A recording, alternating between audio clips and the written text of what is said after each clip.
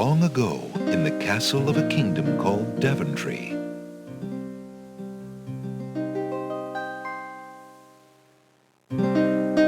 Alexander, here you are.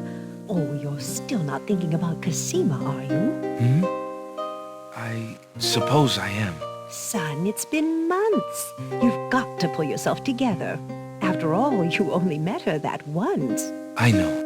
Have you discovered anything about the land of the Green Isles? No. No one's even heard of it. It's like she's just vanished. I wish I could help. Please try to think about something else, dear. I'll try, Mother.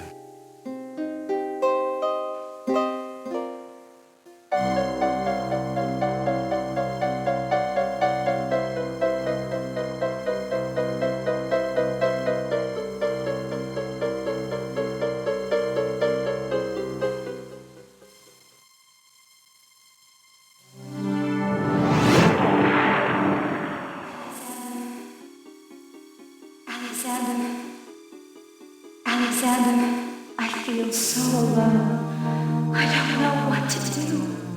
Alexander, I wish you were here. Alexander. Cassima! Wait! Mother! Mother, come quick! Alexander, what on earth? You're white as a ghost.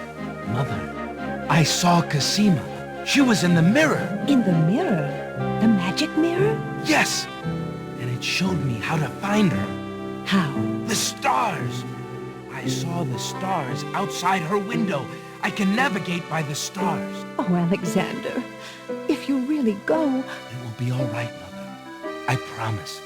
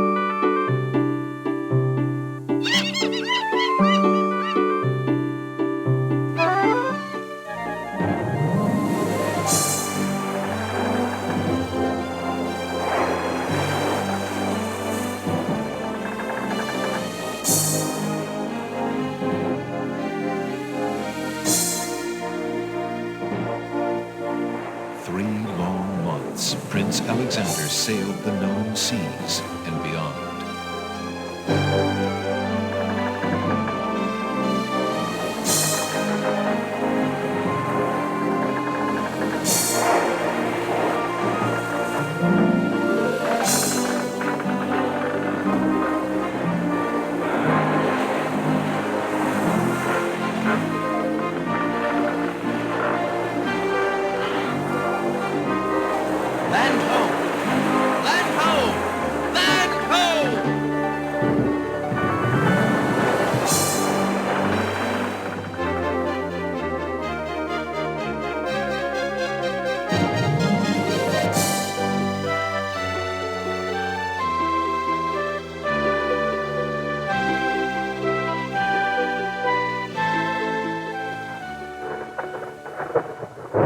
As the ship nears the shore, day turns to night and the sea turns violent.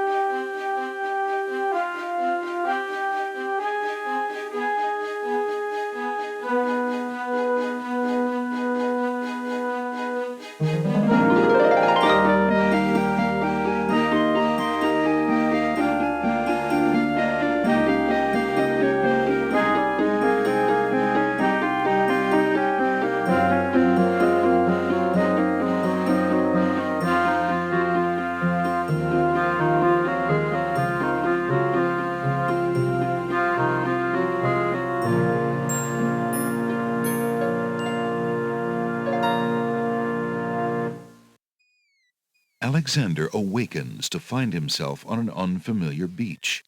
For a moment, he is too dazed to remember how he got here.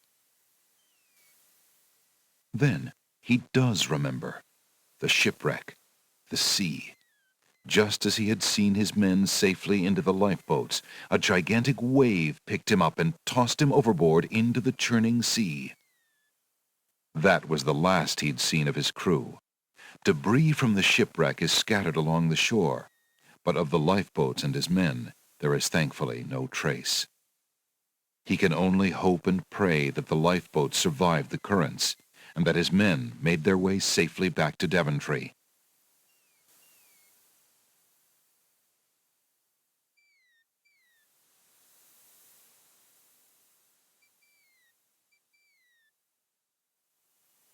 Alexander picks up his royal insignia ring from the beach.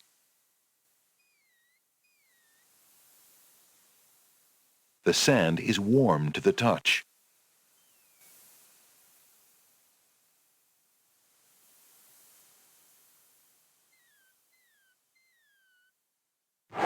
Alexander pushes the plank to one side. A box has been partially buried under sand.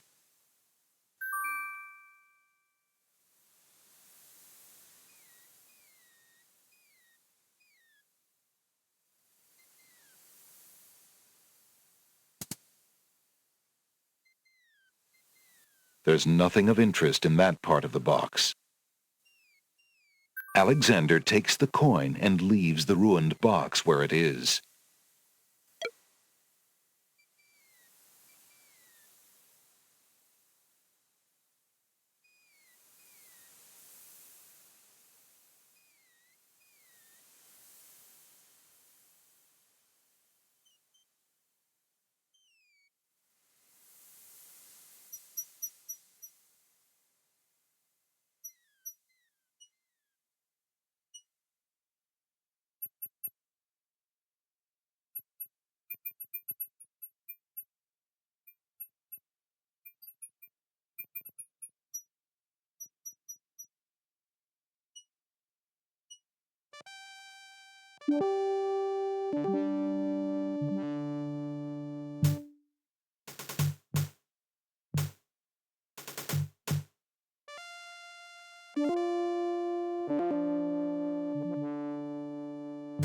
Alexander politely addresses the odd-looking guards at the castle doors, hoping to learn more about his predicament. Good day to you, guards. I was cast upon this island in a storm, and I'm a little confused about my location. Could you tell me what place this is and who lives in this castle? Hey, what is that you say? A castaway? A likely story. We haven't had any foreigners in this part since Alhazred arrived. Don't be so rude, Gruff. He's not asking for any secrets. You're standing on the Isle of the Crown, lad, and this is the Castle of the Crown. The royal family resides here.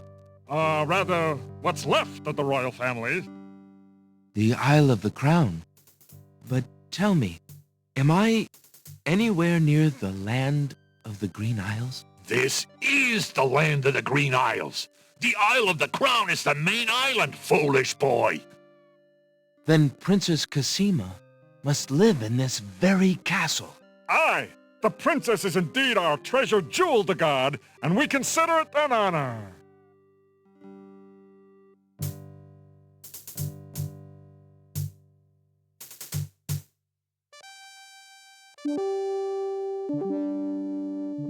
Alexander decides to show his royal insignia ring to the Castle of the Crown guards. With all of his papers lost in the shipwreck, it is the only possible calling card he can think of. Good day. I'm Prince Alexander of Daventry. I'm an acquaintance of Princess Cassima. If you could just inform her that I'm here, please. So everyone says. Let me just look at that ring. What does it say, Gruff? Kingdom of Daventry, Prince Alexander. Wait here while I go see what Captain Saladin thinks of this.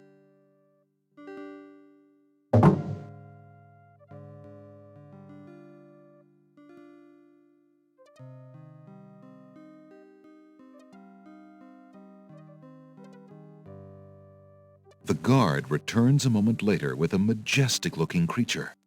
Captain Saladin speaks with a voice that is gentle, but reflects a will of iron.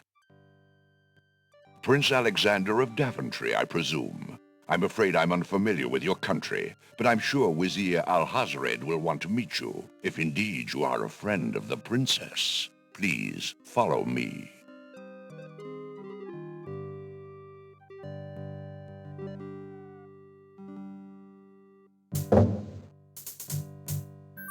Lord Alhazred, a visitor to see you.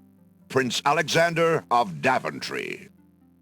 What is it that you seek, Prince Alexander? Pardon the intrusion, my lord, but I came to see Princess Cassima. Some months ago, my father, King Graham, saved my family and I from imprisonment under an evil wizard named Mordak. The same wizard that kidnapped the princess? Exactly. When my father rescued us, he also liberated Cassima and sent her home. Then your father has my gratitude, and that of the entire kingdom.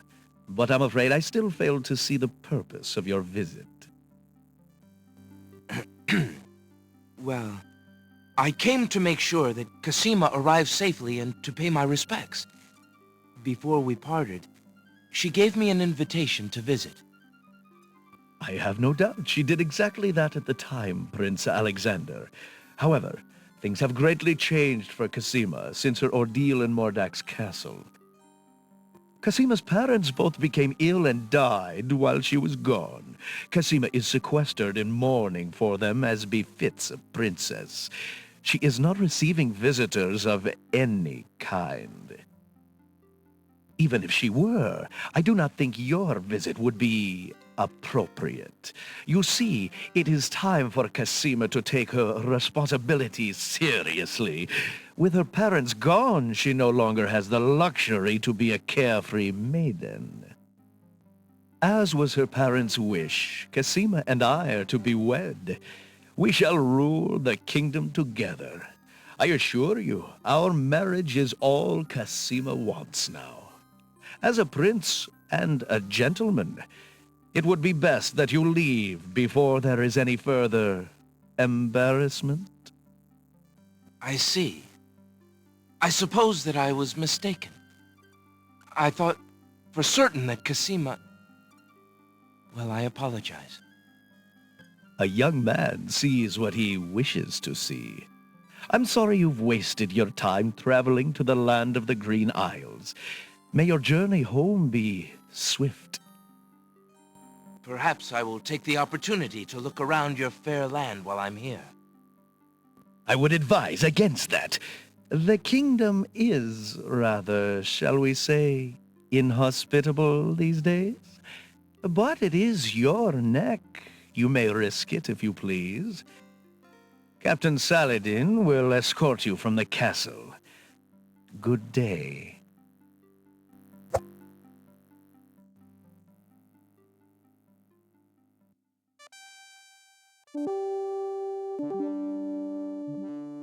You have had your hearing with Vizier Alhazred. I trust you will respect his wishes and not return. I have been instructed not to let you into the castle again. Good day, my lord. Captain Saladin whispers something to the guard dogs at the castle gate, and they nod with understanding.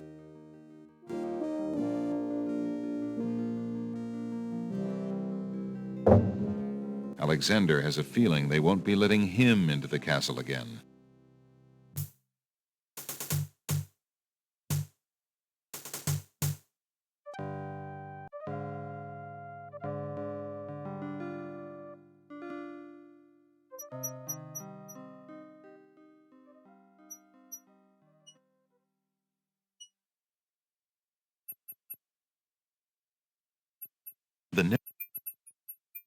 The narrow path ends abruptly at a pile of boulders.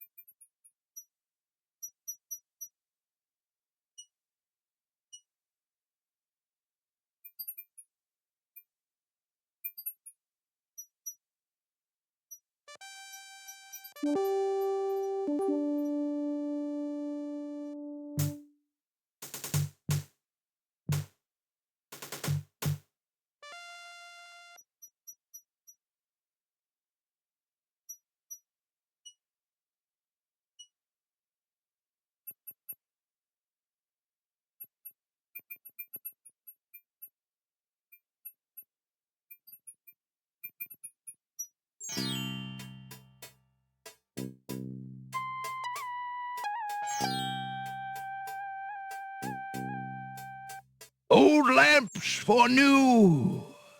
Old lamps for new.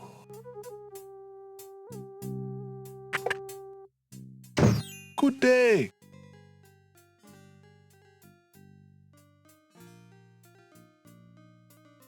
Good day, merchant. What can you tell me about the land of the Green Isles? I can tell you she is in a dark time. Without the ferry, communication between the islands has ground to a halt, and so nearly has my business. Why the long ages of peace have ended, and why the crown has not done something about it is beyond me. But then, I am a shopkeeper, not a politician, and can only hope for better days.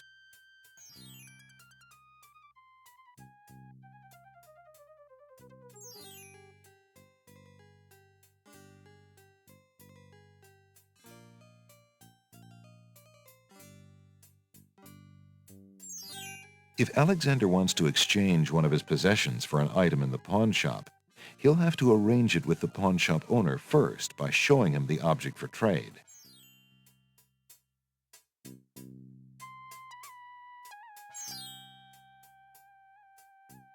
Alexander takes a closer look at the items on the counter. I see you have noticed my mechanical nightingale. She is made of plain tin, but she sings the sweetest song you can imagine, barely distinguishable from the real thing. I'm interested in that mechanical nightingale on the counter. What do you desire to give me in trade? The items on the front counter are all of equally slight value, worth only a copper or two. They are handy items nonetheless.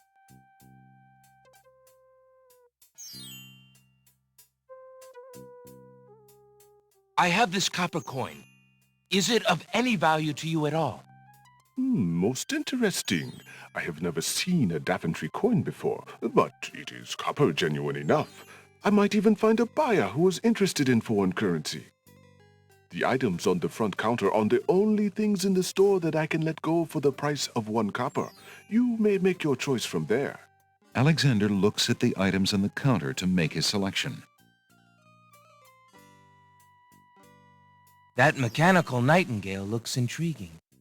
I believe I'll take it. Very well. Your coin is well spent. Remember, this is a pawn shop. I am always willing to take back my own goods in trade. I'll remember. Thank you.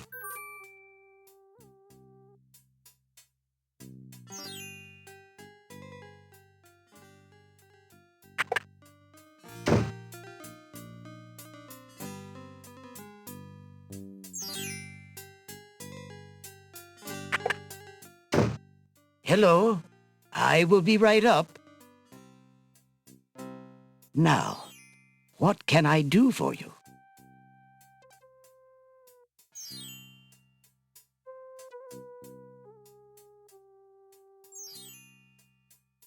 An old man occasionally steals sidelong glances at Alexander from under a concealing hood.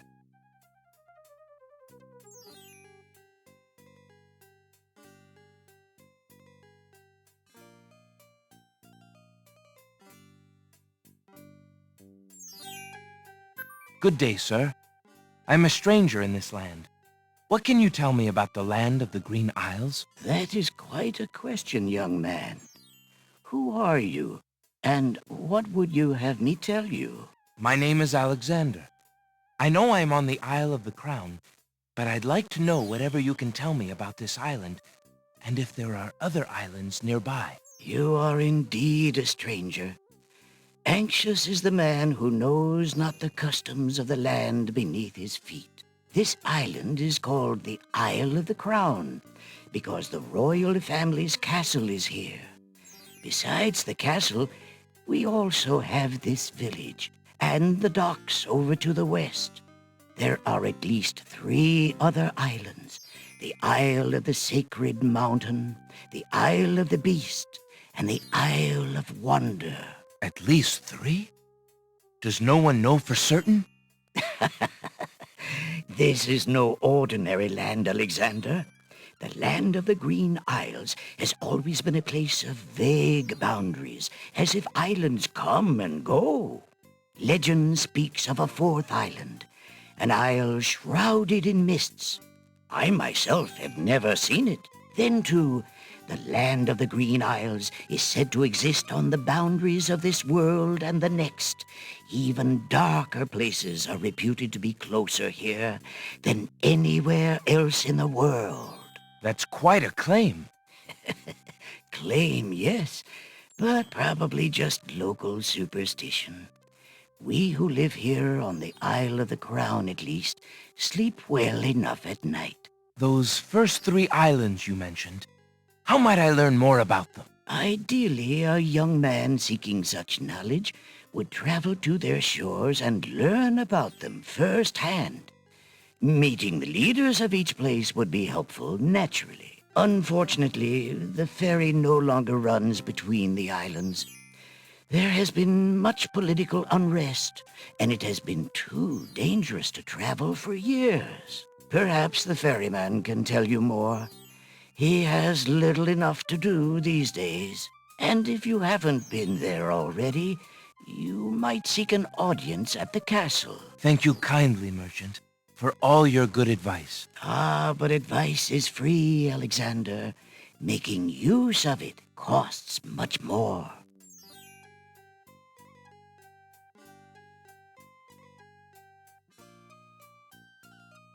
An antique leather-bound book is displayed on a little stand on the counter. On the elaborate cover is the title, Ye Useful Book of Magic Spells. How much for that book on the counter, merchant? It is a fine book, is it not? I obtained it from the estate of the one and only magician this kingdom has ever had. Poofed himself into an aardvark in the end, or so I heard. I never found the spells all that useful myself, but then I lead a boring life. I tell you what, if you can find another rare book, something a bit more marketable, I might be willing to exchange the spell book for it.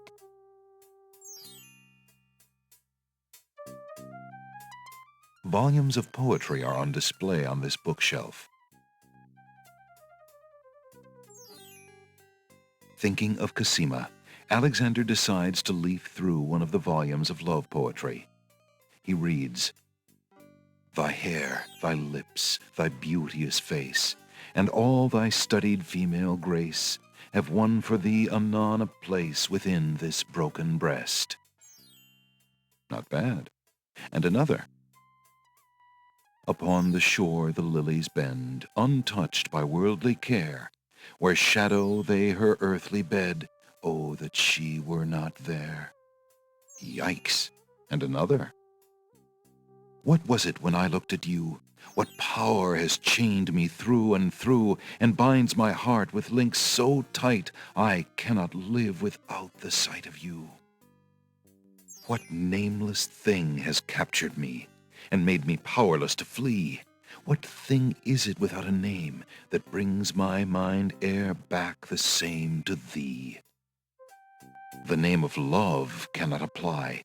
Its commonness does not decry the haunted, hunted, painful cry that my heart makes for you, that e'er my soul eternal makes for you. A little close to home, that one. Alexander returns the love poem book to the shelf.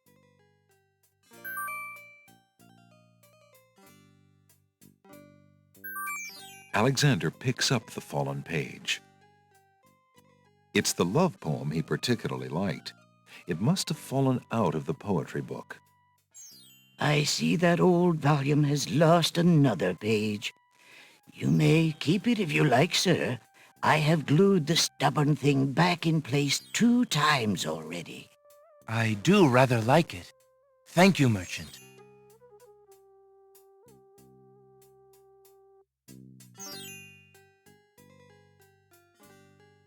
Alexander picks up the book from the small table. Oh, yes, please, take that book. You have my most humble thanks for doing so, good sir.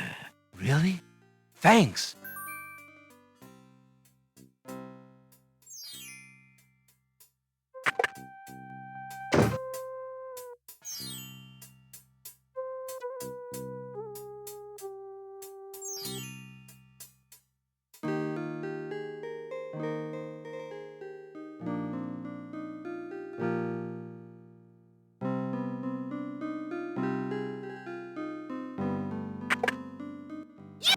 told you 1,000,000 times. Those flowers are too sweet for the likes of you.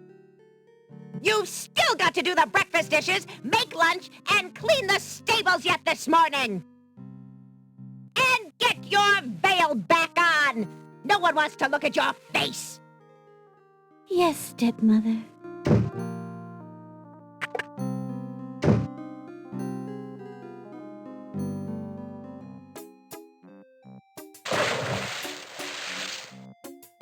Hey, stranger, come join me. The water is wonderful, and I can show you the way to the next island.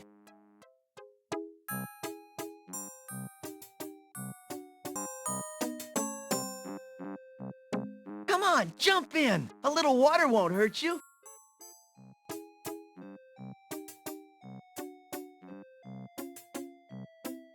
What are you waiting?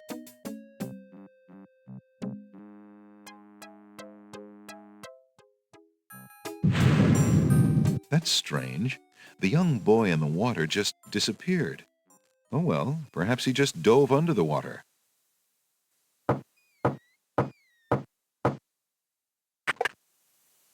Yeah, what do you want?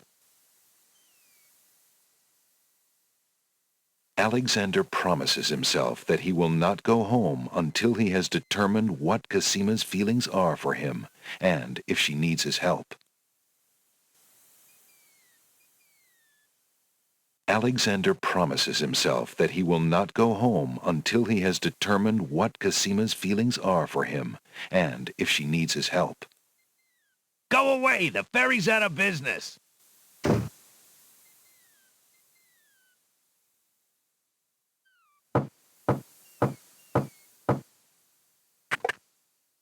I said the ferry's out of business. What do you want to keep bothering me for? There is no reply. The boat does not... Alexander... Go away! Alexander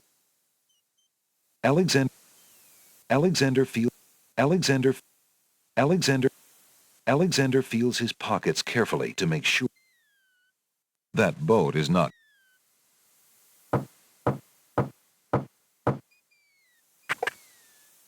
I said the ferry's out of business. What do you want to keep bothering me for? Excuse me. My name is Alexander. The owner of the bookshop in the village told me you might be able to help me. I hear you used to run this ferry for the islands. I'd like to talk to you if you have a moment. You say old Allie sent you? I can't see why. The ferry's not running, you know. I understand. I'd just like to talk to you about the islands if you don't mind. Well, I guess it'd be all right if Allie sent you. Well, don't just stand there. Come on inside. What is it you wanted to talk about, young man? I'm a visitor to these islands. I'd like to learn what I can about the area. So you said outside. What is it you want to know? Well, for one thing, why has the island's only ferry been dry docked? Huh. It just ain't safe to sail these days, what with the islands feuding and all. Wazir Al-Hazred ordered the ferry closed till things settled down. Me, I don't think she'll ever see water again. But why are the islands feuding? You got me. Something about stolen property or some such thing. 'Tis a real shame. Things used to be so friendly. Then this unrest is recent. A few years is all, but it's been long enough. Perhaps if the ferry were repaired. This old thing? This ferry's been out of water so long she's no longer even seaworthy. Her boards have dry rot. She'd fall apart at the first taste of seawater. But there must be some way to get off this island. There's only one other way to travel that I know of. A magic map. The owner of the pawn shop can tell you more about that than I can, Alexander. I see you have a rabbit's foot. Has it brought you much luck? As you can see, my luck's been out for some time now, despite that old charm. Why don't you take it with you? Perhaps giving the darn thing away will bring me good fortune at last. Perhaps it will at that. Thank you. Well, I think I'll be going now. Thanks for allowing me into your home. Posh, not at all. It breaks the boredom, if you know what I mean.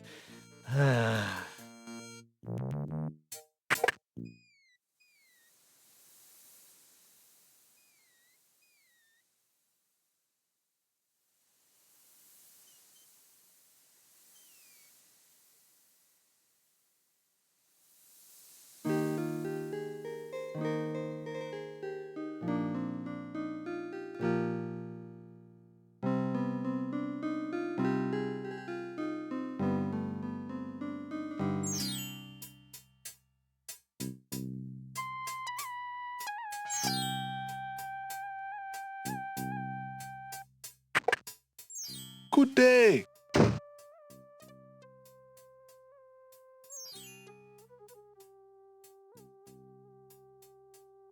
Excuse me, merchant, but the ferryman mentioned that you might have a magic map of the land of the Green Isles. Why, as a matter of fact, I do. I keep it under the counter. It's been gathering dust so long that I nearly forgot about it. It was quite a few years ago, you see. The estate of a wealthy wizard fell into my hands when he died. It was useless magical junk mostly, which reminds me, I've still got some things of his in the back that I need to dump out. Anyway, the magic map was the one true treasure in the lot. The wizard was quite old and feeble and had enchanted the map to aid in traveling. It is said that one need only desire to be on an island depicted on the map to find oneself there. It is a very valuable map, as you can imagine. Unfortunately, no one is interested in traveling these days. It is far too dangerous with the current state of the kingdom. What would you take for the map? I would normally want something magic in return, but since I am hardly overrun with prospective buyers, I would be willing to take anything of equal value in exchange.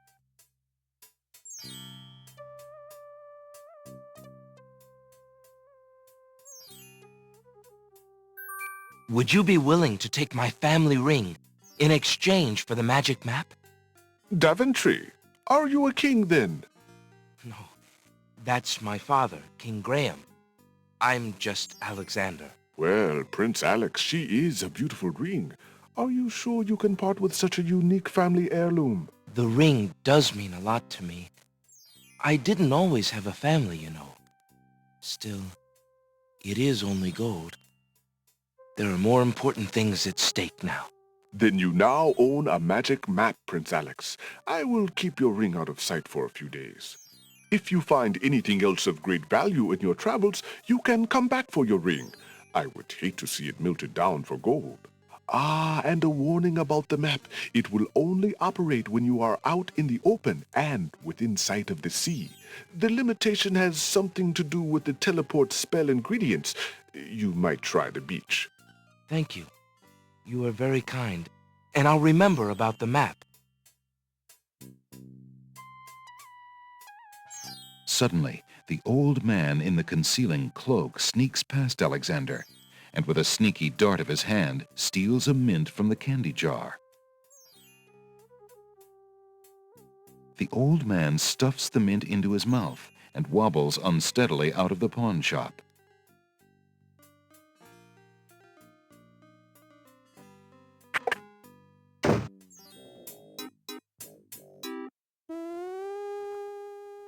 Master! I followed Prince Alexander as you wished. From the pawn shop owner, he just abstained, just reprieved. He just got a magic map. You fool! You've been eating those mints again. I ordered you to stop that. Yes, Master. Now, what is this about a magic map? With the map, Prince Alexander could travel anywhere as quickly as I can. I thought I took care of the only means of travel. By my scimitar, I can't have him stirring things up now.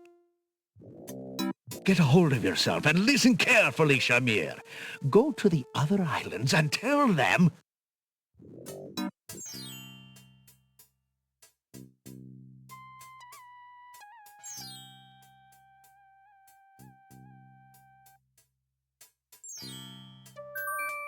Alexander takes a mint.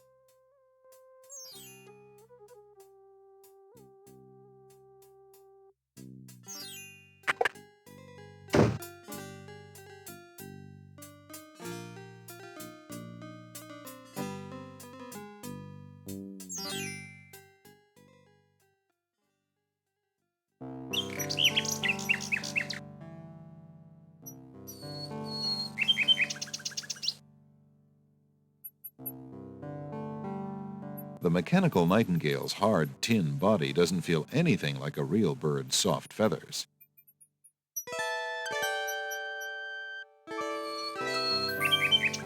Alexander winds the mechanical nightingale and places it on the ground.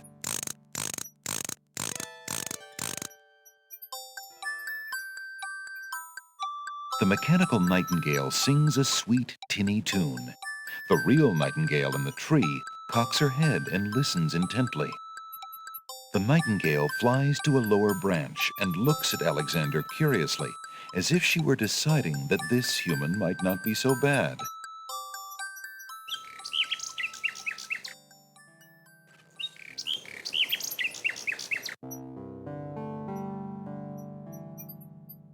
Although the nightingale seems interested in Alexander, she would never allow him close enough to grab her. There's no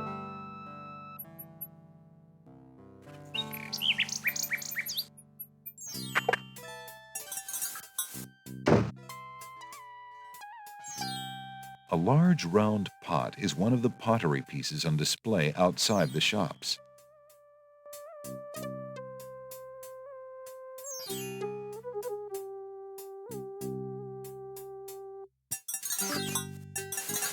Alexander sorts through the odds and ends that the pawn shop owner dumped into the pot. Magic exploding gum wrappers, a shattered crystal ball, a cracked wand, a fake thumb. Near the bottom, Alexander finds a little glass bottle labeled ink. It appears to be empty, but Alexander decides to take it anyway. You never know when a small bottle will come in handy.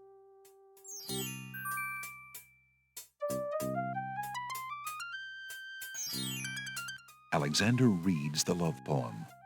What was it when I looked at you? What power has chained me through and through, and binds my heart with links so tight I cannot live without the sight of you? What nameless thing has captured me, and made me powerless to flee?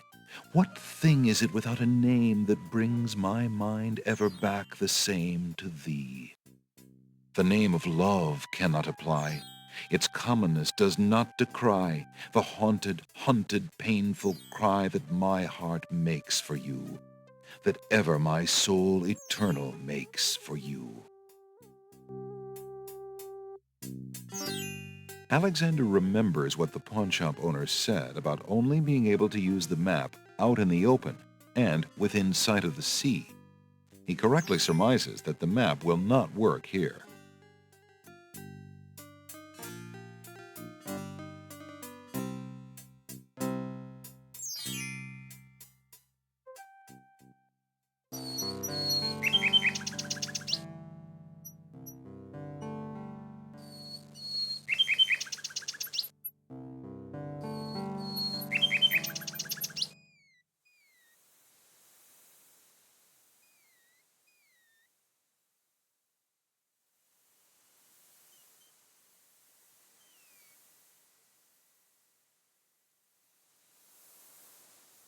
Alexander pulls out his magic map.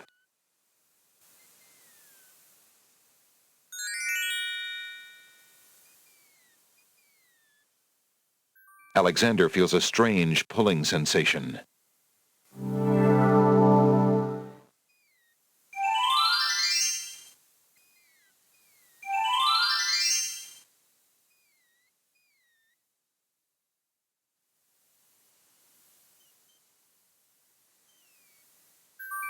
Alexander takes the feather.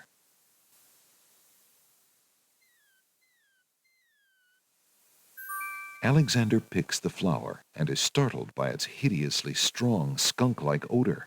For a moment he can smell nothing else.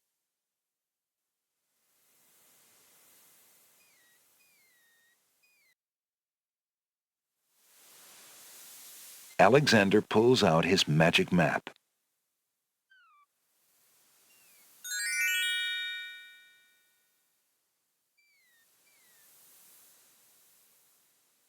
Alexander feels a strange pulling sensation.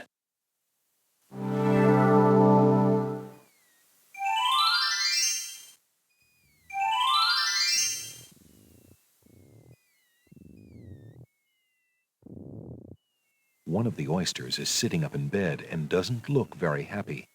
He seems to be the only one who can't sleep. In the oyster's mouth, Alexander can see a glint of white. Why aren't you asleep like the other oysters? Oh, I'm so weary, but I can't sleep. I have a terrible ache in my mouth.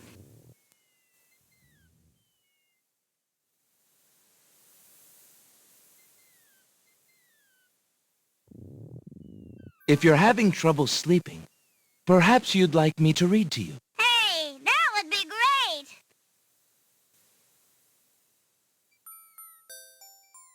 2 dulcimers raised to the degree of 40 half-dulcimers, divided into equal parts by the third of a cackle of grouse geese, put over the result of 10 fine mackles, albeit small fine mackles, stretched over the total of 53 1/8 bottles of wild beast lard. Alexander sees nothing of interest on that part of the oyster. Yields a gilded minnow of precise measurements, 2,069 centidrills by 3,023 6/7 puns, not punts, as might be expected. This is not to say, however, in any sense whatsoever, that deviations in mean temperature of 5 or 6 dregs or so. Alexander makes a grab for the pearl. Hey, you fixed my mouth. It feels great. The little oyster drifts into peaceful slumber with the rest of his oyster friends.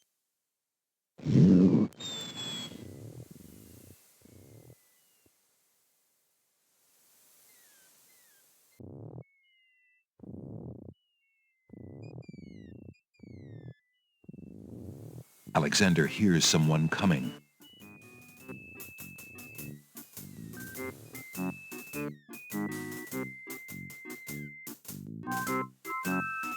"5 fierce guards of the isle we be. Watch for a foreign man," said he, "with ears and nose, tongue, hands, and eyes. Its nature cannot be disguised. If man it be, then man it dies.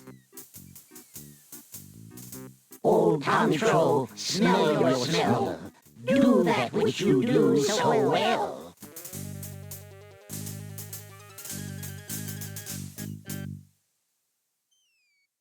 Alexander holds the flower of stench out to the gnome with the jumbo nose. Tom Troll I am, that's all I'll be. My nose knows all on land and sea. A flower of stench has washed ashore. A flower 'tis all, and nothing more. Listen, hark you, Grovenor, do your duty as you swore. With your ears, please tell us more.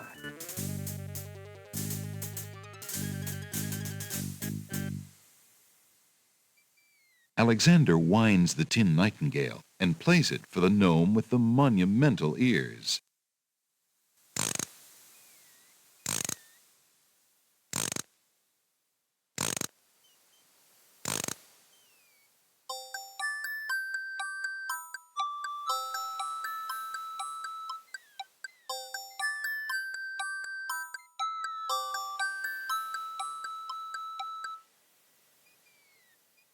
A nose is not a way to spy. My ears cannot be told a lie. A nightingale is all there be. No man is near, and so say me. Taste, Grump, that we might know whether friend or whether foe.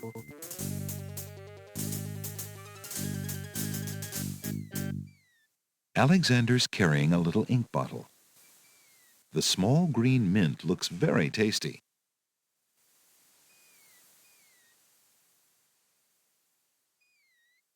Alexander holds the mint out for the gnome with the gigantic mouth. Grump knows a tasty treat. It matters not what others bleat. No danger is this one so sweet. Trilly dilly, use your hands. Is it beast or is it man?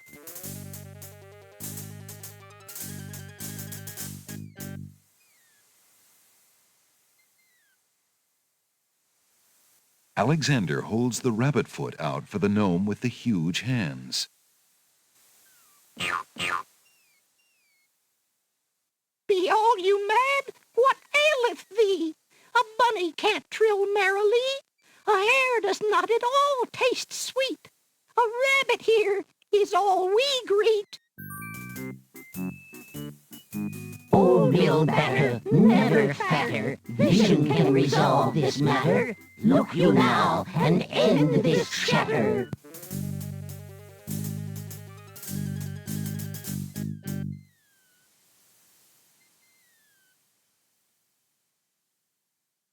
Alexander pours the contents of the empty-looking ink bottle over himself. By all that's beauteous, fair, and sightly, 4 morons do I sleep with nightly. There's nothing there at all, I say. Enough of this. Let's now away.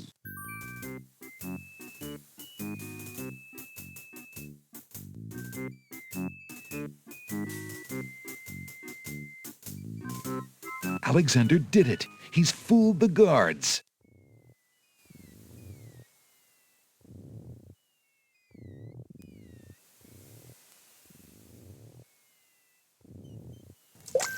Alexander picks up the object floating in the water. It appears to be a string of letters. They say, "Where are you going?" Alexander decides to keep the odd sentence, even though it is incomplete.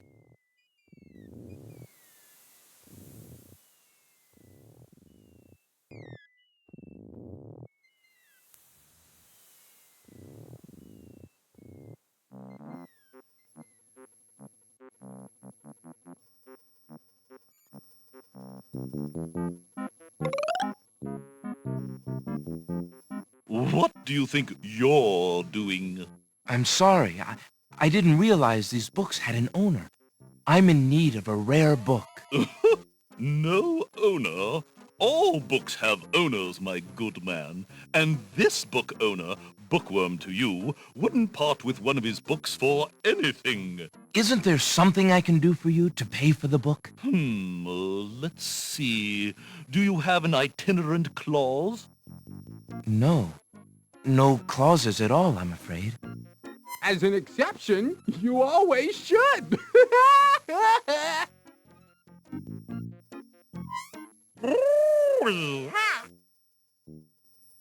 Don't mind oxymoron and diphthong. They're fairly limited grammatical principles, you know. Let's see. A marsh pig that does Texas? No. I'm afraid not. A dangling participle? I'm fresh out. A purple fiddle whacker? No, I don't think so. Sorry. An idiosyncrasy, perhaps? Afraid not. Ha! Then what good are you?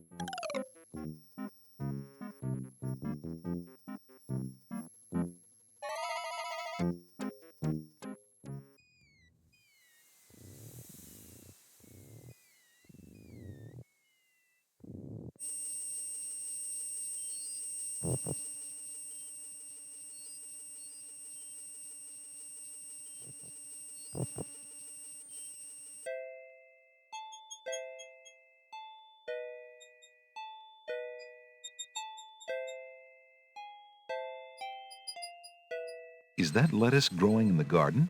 It looks a little chilled. Why, it must be iceberg lettuce.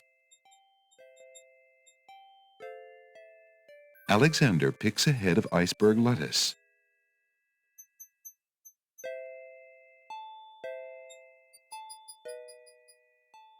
gads! Is that cold?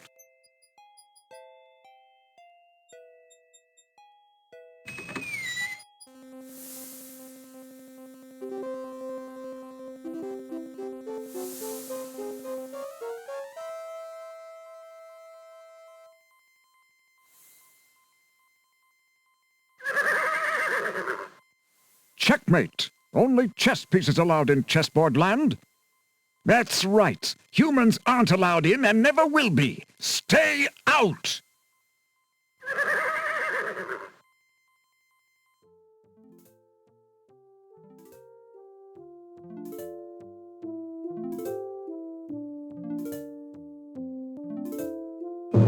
I must insist, Your Highness. I shall send the lump of coal to the Vizier and the Princess as a present for their wedding, and that's the end of it. And I suppose you'll leave me with only this stupid spoiled egg to send, Your Highness. I want to impress the new king and queen of the realm as much as you do. As queen of this island, I have every right to that lump of coal. Who isn't queen of this isle? The lump of coal is in my possession. Therefore, I shall do as I please with it. Besides, there's nothing wrong with that spoiled egg. The egg, though delightfully spoiled, is not nearly so valuable as the lump of coal, and you know it. Your Highness always got to carry the singing stone. It's not fair that you get the coal, too. That doesn't count. The singing stone was stolen by that horrid beast. I should get to keep the coal just because my stone was stolen. It wasn't your stone. It belonged to the Isle of Wonder treasury. Your Highness always thinks that everything is hers. Excuse me, my good man, but could you settle an argument for us? Which of us should get to carry the coal and which the egg? Remember, white is the color of deserving truth and virtue. Quiet, Your Highness, and let him make up his own mind. I, for one, shall be more proper, and not even mention the fact that red is the color of love. I'm sorry, Your Majesties.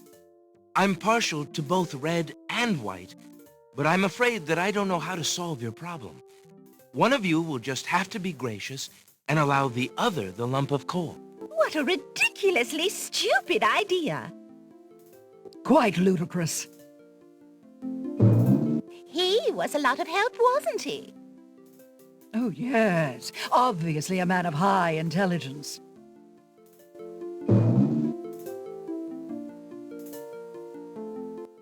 The lump of coal goes much better with my gown anyway.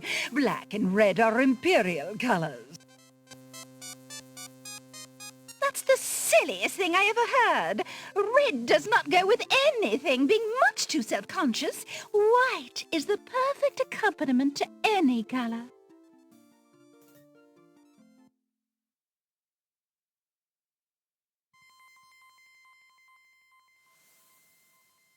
Alexander picks up the Red Queen's scarf.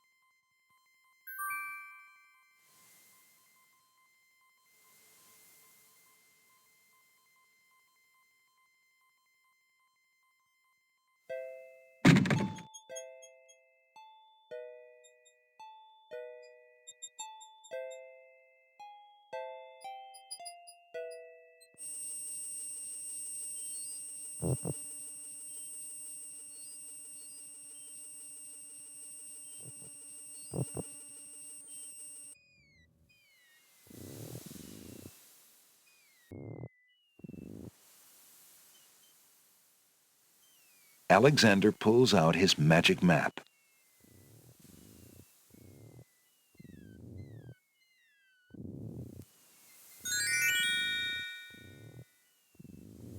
Alexander feels a strange pulling sensation.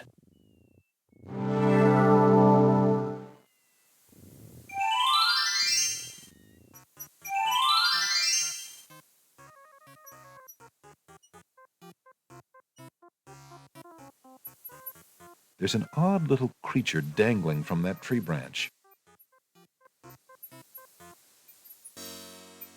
Hello, friend.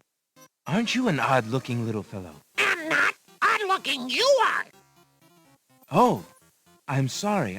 I didn't realize you could speak. Speak not. Funny is, speech I am and nothing but.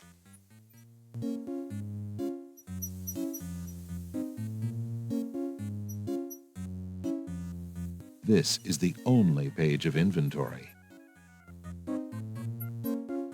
Alexander has never had a problem finding his own words. Alexander holds the sentence out to the creature. This sentence seems in need of an ending. Perhaps you could finish it? Where are you going? Where are you going? Know what I do? Where are you going to? Like you I do. Go I with you?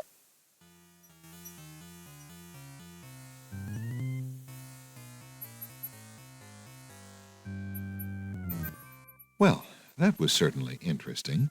It looks like Alexander now has a passenger.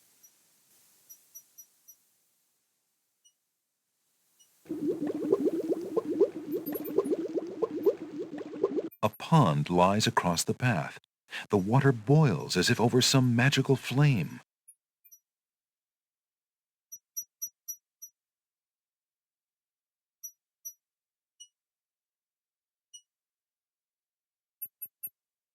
Hoping to cool down the boiling pond, Alexander throws in a head of iceberg lettuce.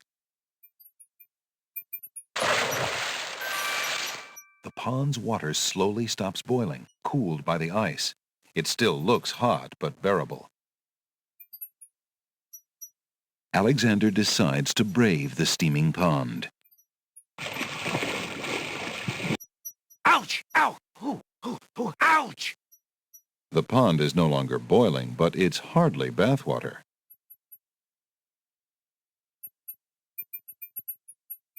Alexander takes the old hunter's lamp from the tree.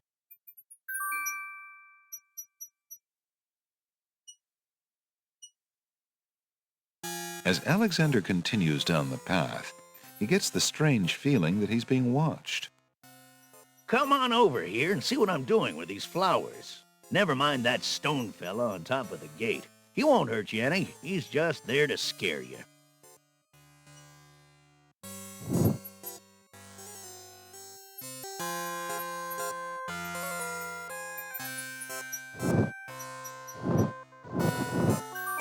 Alexander picks up the brick.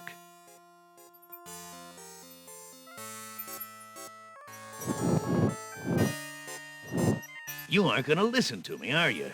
Well, we'll just see about that. That's odd. The gardener just disappeared.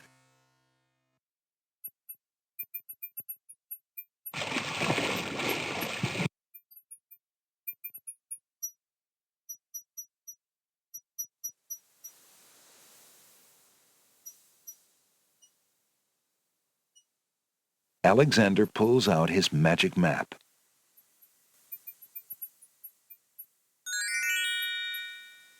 Alexander feels a strange pulling sensation.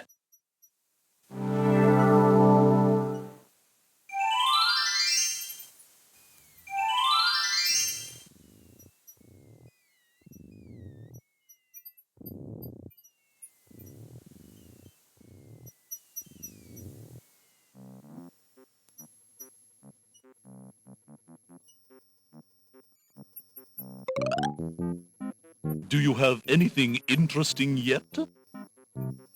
A regular abnormality? Let me see what I have.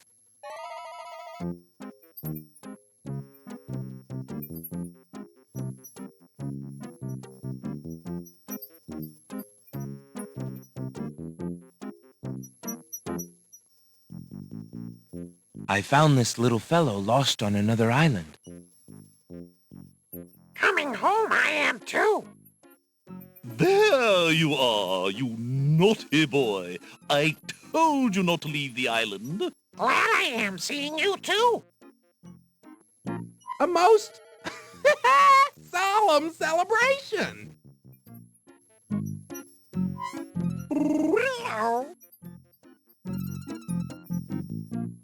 So, you found my dangling participle. I suppose I'll have to give you something. Let's see now. Was it a rare book you wanted? Yes, sir. Well, then none of these will do. They've been sitting in the sun far too long and must be well cooked by now. This one is far more rare. A delicious little tidbit. Thanks.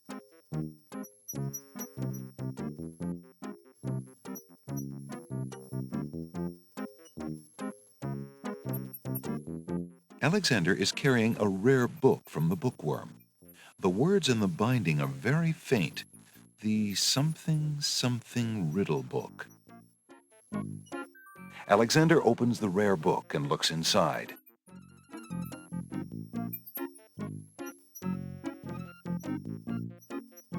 The book contains riddles and has a page missing. Alexander glances at a few of the conundrums, but finds himself more curious about the one that is missing. What was the riddle, he wonders? More importantly, what was the answer?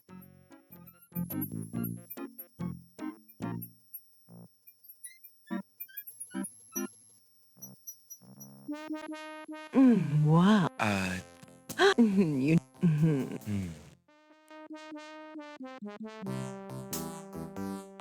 Hey, don't touch that thread!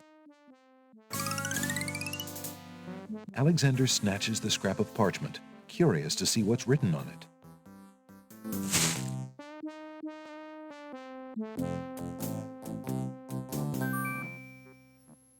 The wind blows the scrap of paper from Alexander's hand, but he remembers what it said well enough.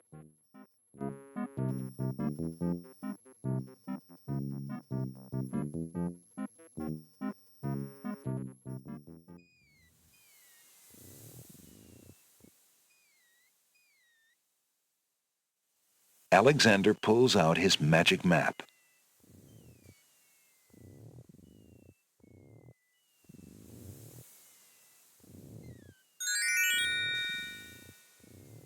Alexander feels a strange pulling sensation.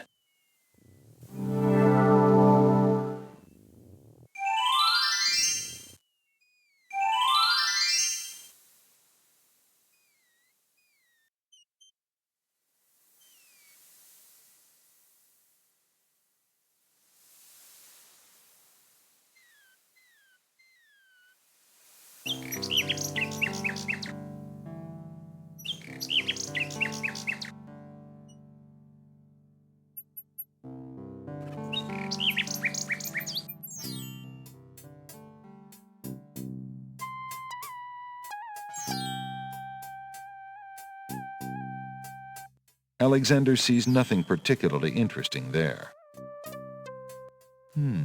Alexander doesn't remember that sign being on the wall before. He decides to take a closer look.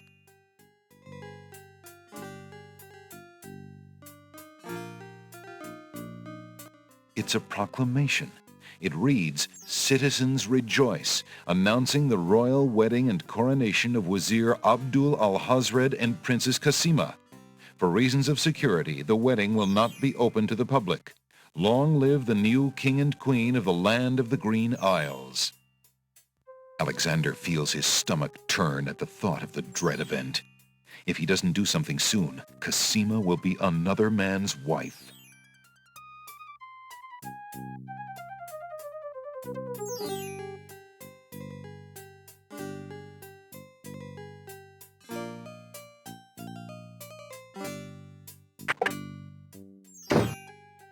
Your candy dish is empty. I am sorry, sir, but I have no more mints. Somebody has eaten them all. Well, get some more then. I fear that is impossible.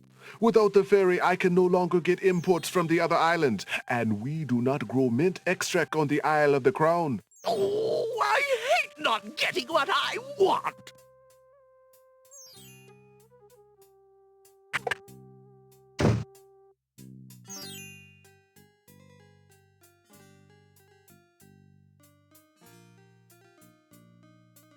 Would you mind if I traded this in? Of course, Prince Alex. Please choose something in exchange for the items on the counter. Alexander looks closely at the items on the counter to make his selection. I'll take the flute. The flute? Very good, Prince Alex. May its music always be sweet. Feel free to trade it back at any time. Thank you.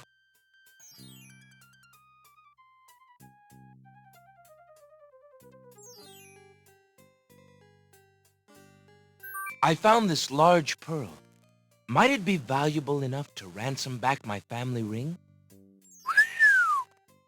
I have never seen such a perfect pearl. Certainly you can have your ring back. Oh, I'm glad you didn't sell it.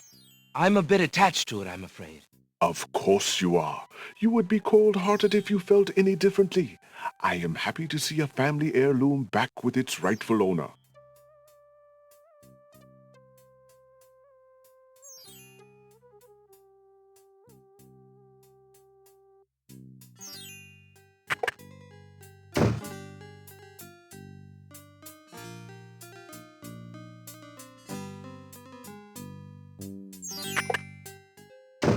Hello. I will be right up. Now, what can I do for you?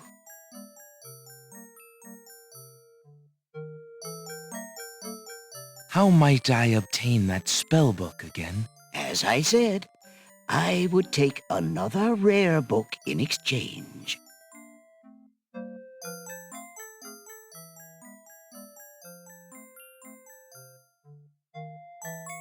Merchant, would you be interested in this? No, thank you. I deal only in books.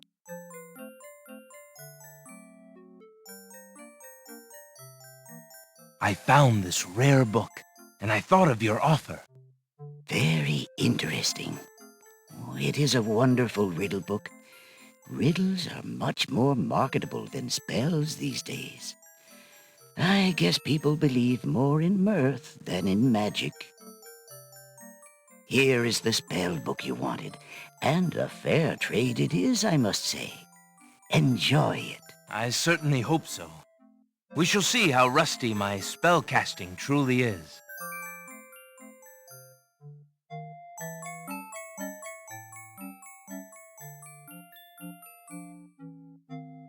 Alexander is carrying a book from the bookshop. The cover says, Ye Old Spell Book.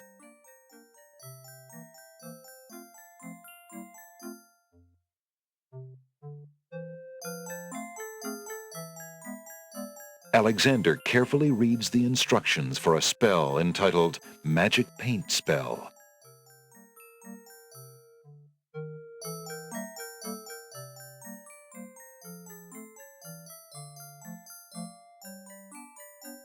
This is the first page. Alexander reads with interest the specifications for the Make Rain spell. Alexander browses the details of a spell that claims to be able to charm a creature of the night.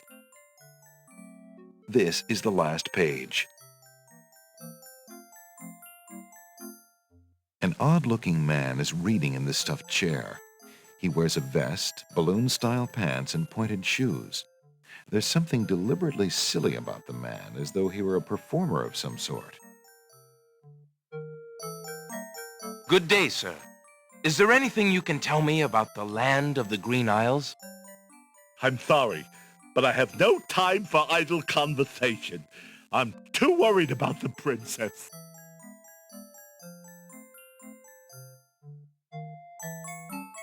Determined to learn more about the strange man's relationship with the princess, Alexander shows the man his insignia ring and formally introduces himself. I'm sorry to insist, but my name is Alexander of Daventry, and... I appreciate the offer of the ring, Alexander, but I'm afraid I'm already spoken. Daventry? Where have I heard of Daventry? Flying flit mice. You must be Prince Alexander. Cassima told me about you when she arrived home. How came you here? Why, by a ship now wrecked upon the sand. But you know Cassima? She truly spoke of me? Yes, I saw her briefly when she first returned home. She mentioned a prince to me, Prince Alexander of Daventry. I'm afraid that was before she was told about her parents' deaths. You see, she arrived home a few weeks too late. The king and queen thought they'd never see her again.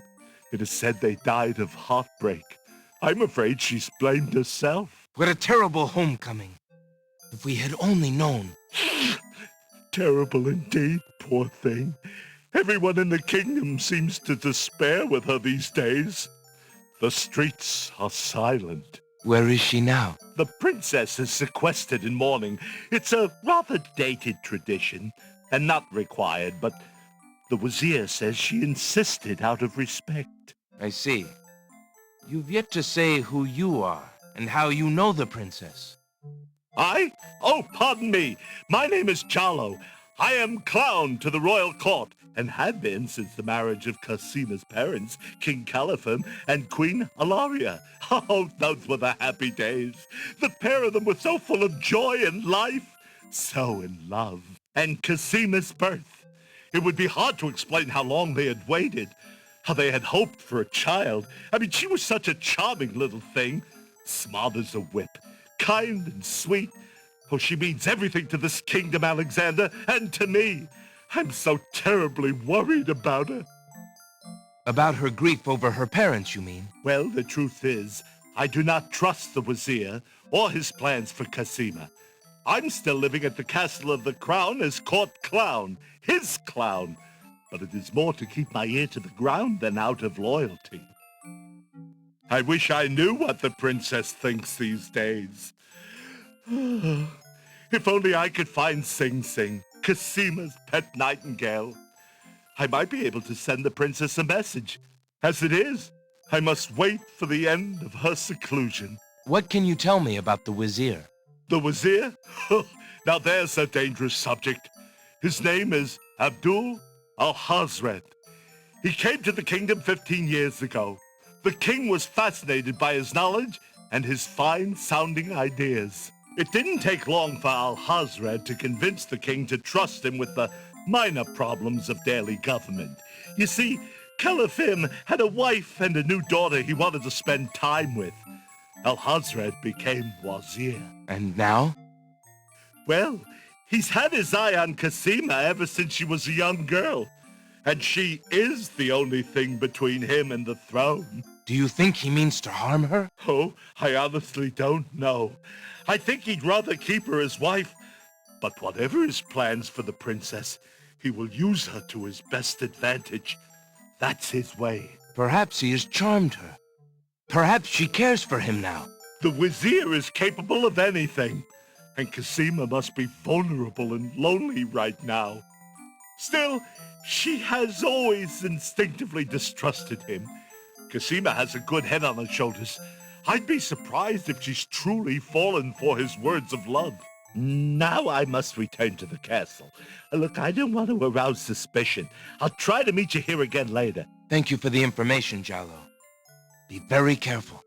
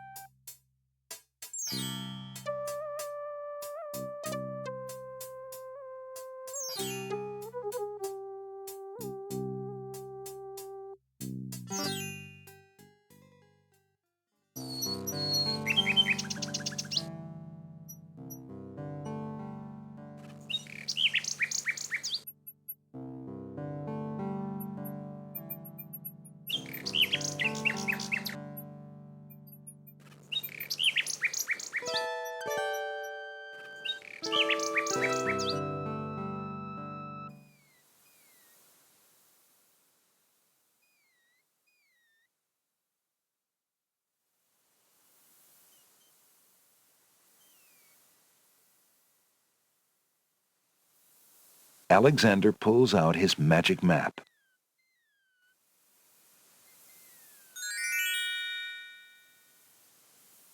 Alexander feels a strange pulling sensation.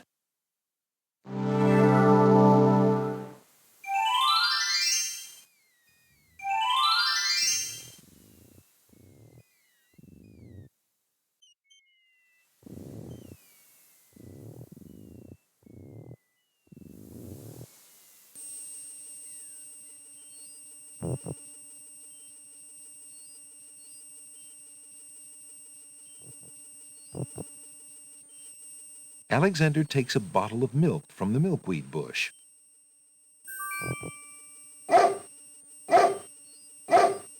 Apparently, the dogwood tree doesn't like Alexander standing that close.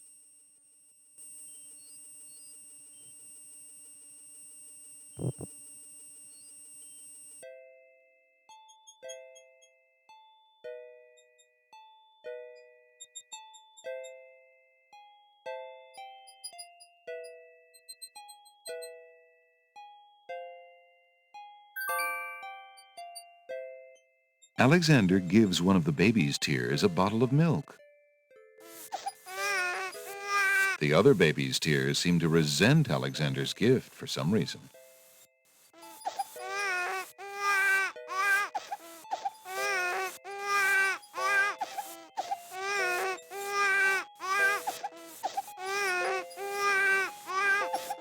Alexander collects some of the baby's tears in the old hunter's lamp.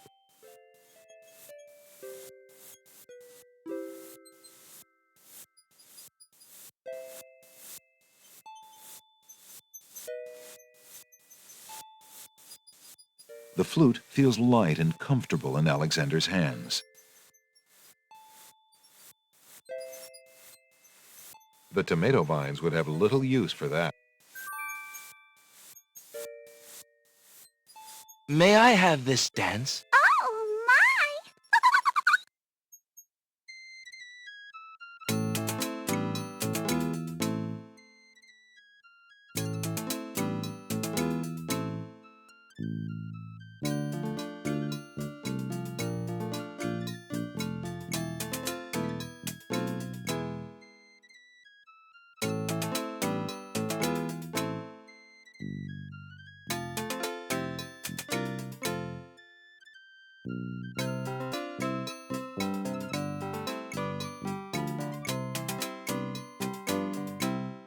Alexander stops playing the flute, but the wallflowers and snapdragons continue to dance, caught up in the music and oblivious to everything around them. A gray brick wall marks the end of the garden.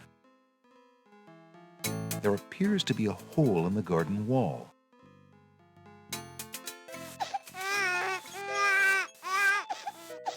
Through the hole in the wall, Alexander sees a land that resembles a giant chessboard. Wow, it really is a hole in the wall. Zounds, those wallflowers sure are shy, and the snapdragons are awfully protective of them. Alexander can't even get close to the wallflowers without causing quite a stir.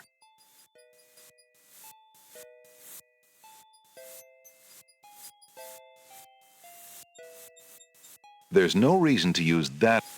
That would... Alexander decides to pick up the hole in the wall. A hole in the wall could be a very useful thing.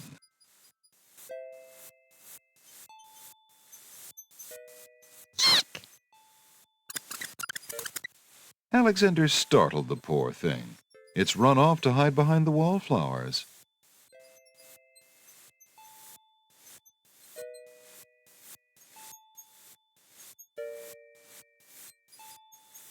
May I have this dance? Oh, my!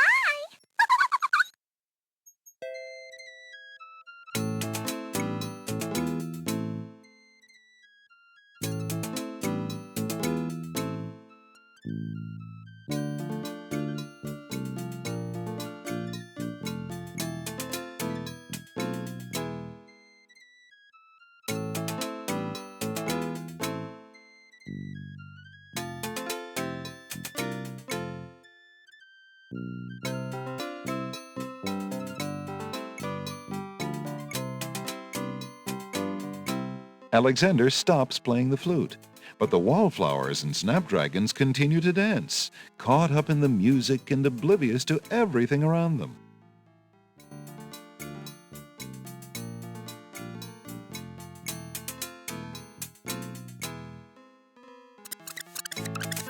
While the wallflowers dance, Alexander snatches the hole in the wall.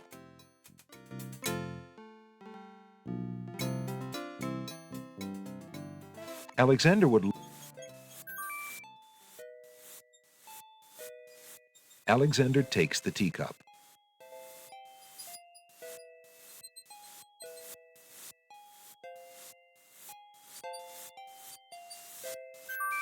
Hey, what do you think you're doing there? Get your hands off me! Hey! Alexander picks up Rotten Tomato and puts him away. One never knows when one will need a rotten tomato.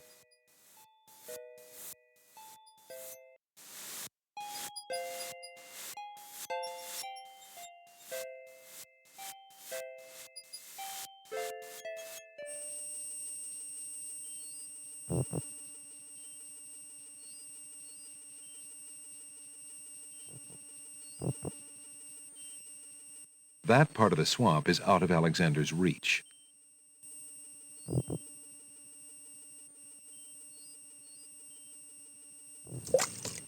What do you think you're doing? You startled me. I was just getting some swamp ooze. Well, you certainly won't get it there! That's not swamp ooze! That's swamp sludge! He's right, you know. But he could be a little nicer about telling you. He's not a very pleasant stick in the mud. Nobody asked you! Be quiet! Oh, the trials of being a mere bump on a log.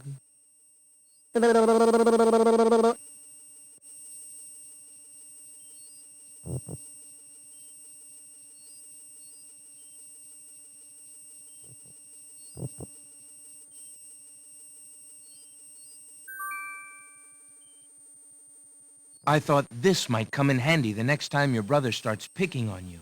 Aha! Finally, old Bump on the Log's not so defenseless, is he? Hey! Hey! What you doing there? Watch the pulp, would you? Now, Bumpy, remember all I've given you! The only thing you've ever given me is mud. Take this! No! Not into the swamp!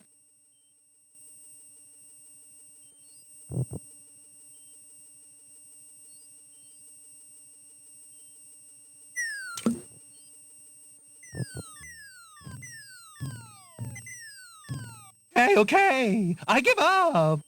Geez, sorry. Well, I guess it's not very pleasant having things thrown at you. I'm sorry.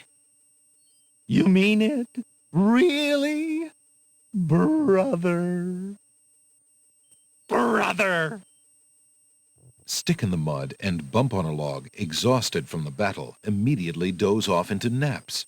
Rotten Tomato, being equally lazy, decides to join them.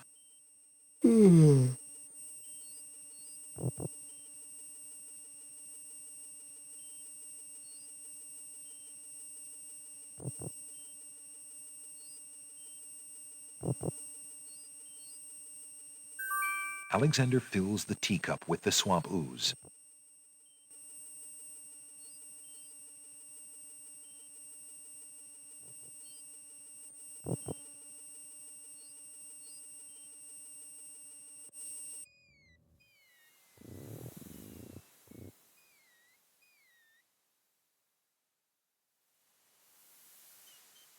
Alexander pulls out his magic map.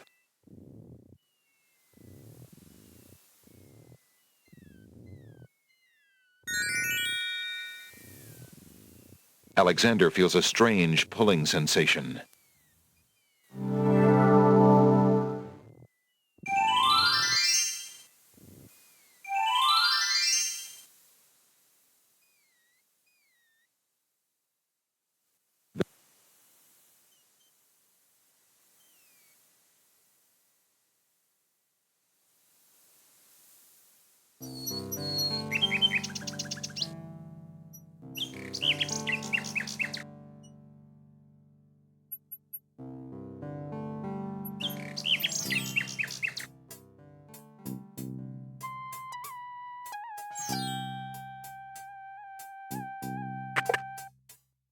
Good day, Prince Alexander.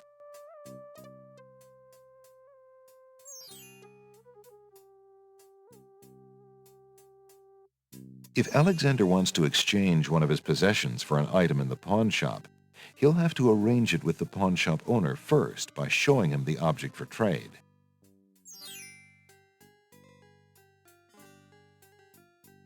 Would you mind if I traded this in? Of course, Prince Alex. Please choose something in exchange for the items on the counter. Alexander looks closely at the items on the counter to make his selection.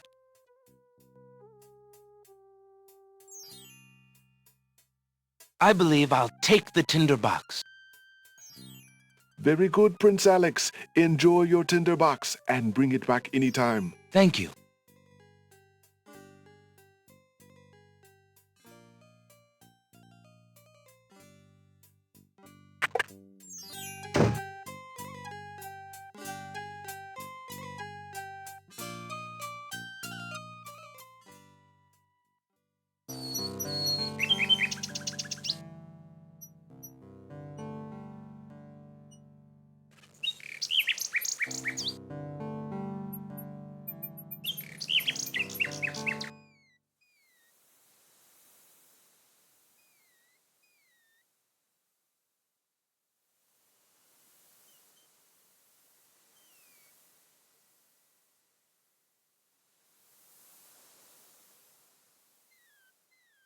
Alexander pulls out his magic map.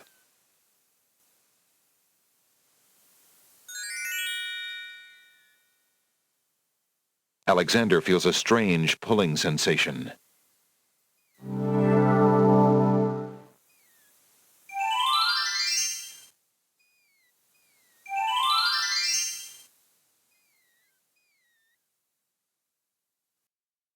There appears to be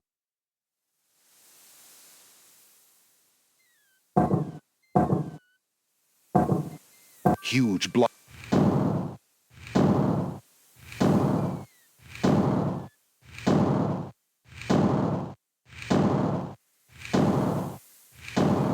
Alexander stares.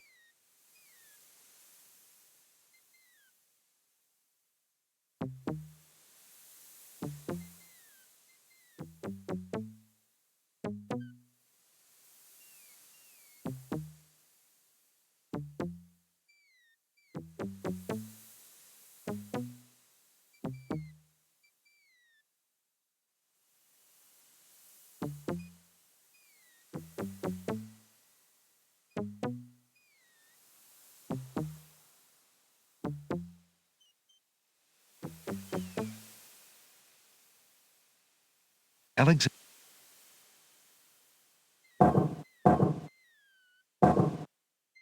The stone beneath Alexander's feet trembles as more steps emerge from the granite cliffs.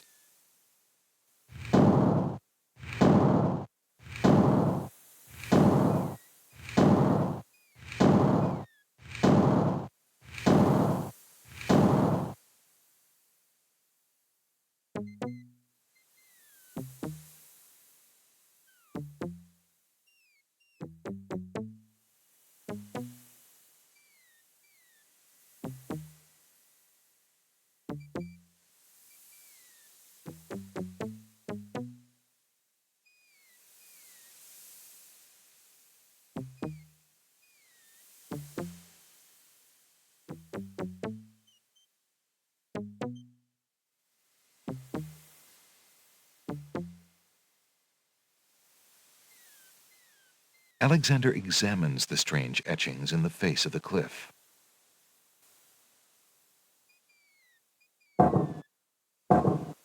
The stone beneath Alexander's feet trembles as more steps emerge from the granite cliffs.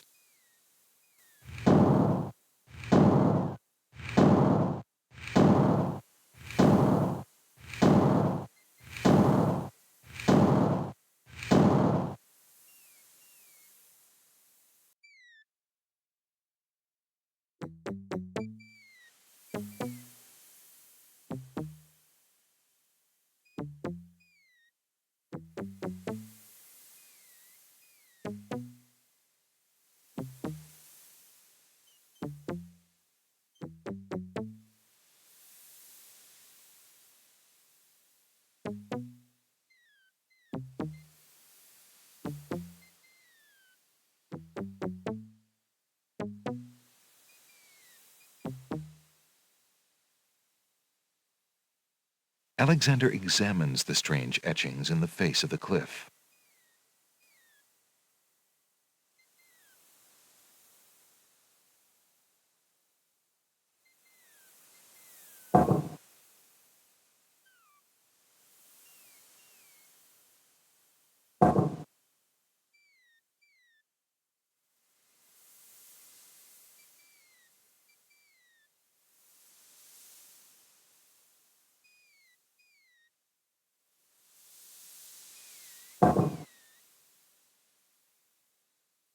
The stone beneath Alexander's feet trembles as more steps emerge from the granite cliffs.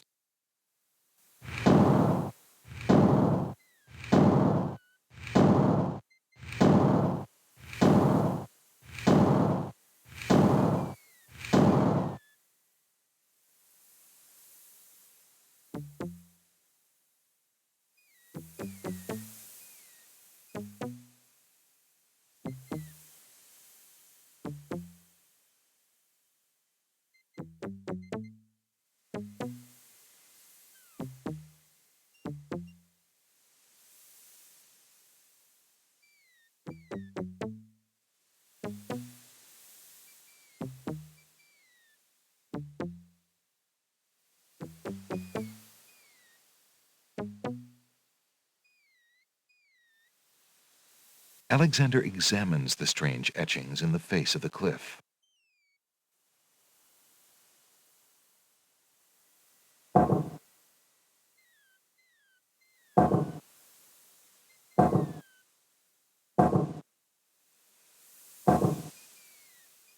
The stone beneath Alexander's feet trembles as more steps emerge from the granite cliffs.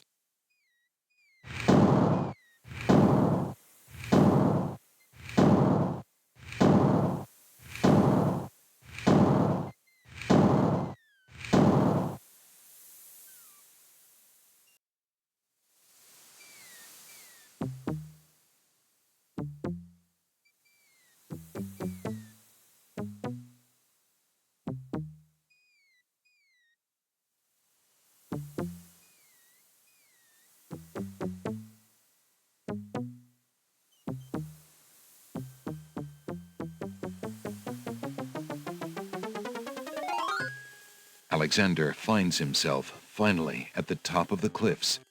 Exhausted, he steps over the lip of the plateau and stands. Why do you make such an effort to climb the cliffs, young man? The winged ones who live on this island have the power of flight. You could have it too, if you'd only eat a berry from this magical flying nightshade bush.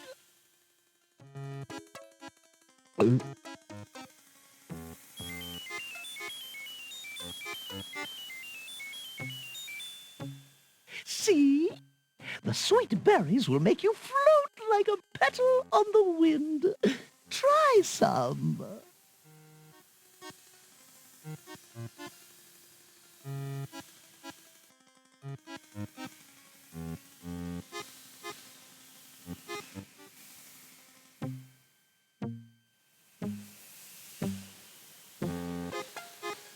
But who are you, matron? Who cares? I mean, I am only a poor old woman who wishes you well, handsome stranger. Think of me as your grandmama, if you like. How can this plant give the power of flight? Listen, son, I'll be happy to answer any questions you like, but only if you at least taste these delicious berries. How can this plant give the power? Listen, son.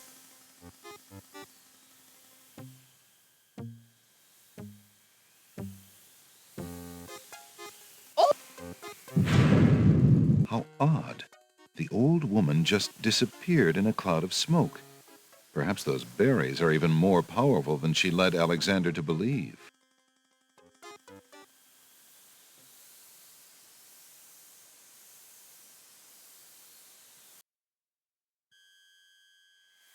Alexander crawls through the small opening in the rock.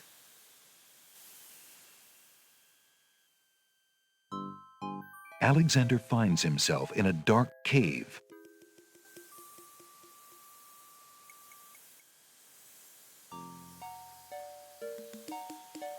pawn shop's tinderbox, Alexander takes the candle from his tinderbox and uses the flint in the box to light it.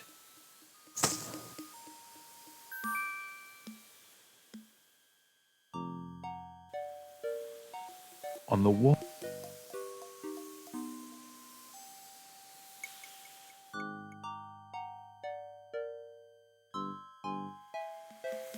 Alexander crawls through the opening in the rock.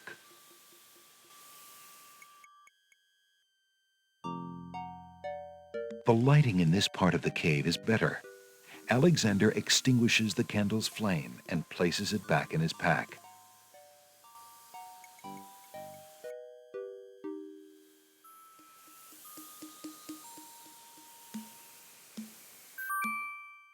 Alexander takes a few leaves from the plant.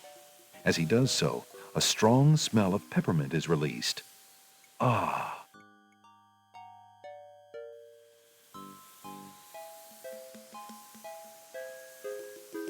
Alexander crawls back into the first room of the cave. Alexander can't see a thing. Alexander takes the candle from his tinderbox and uses the flint in the box to light it.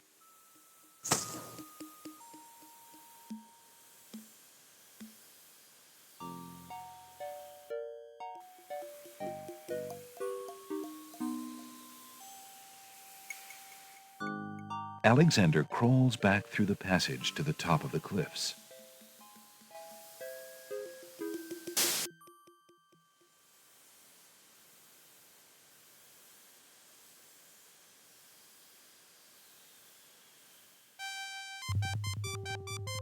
Look, an intruder!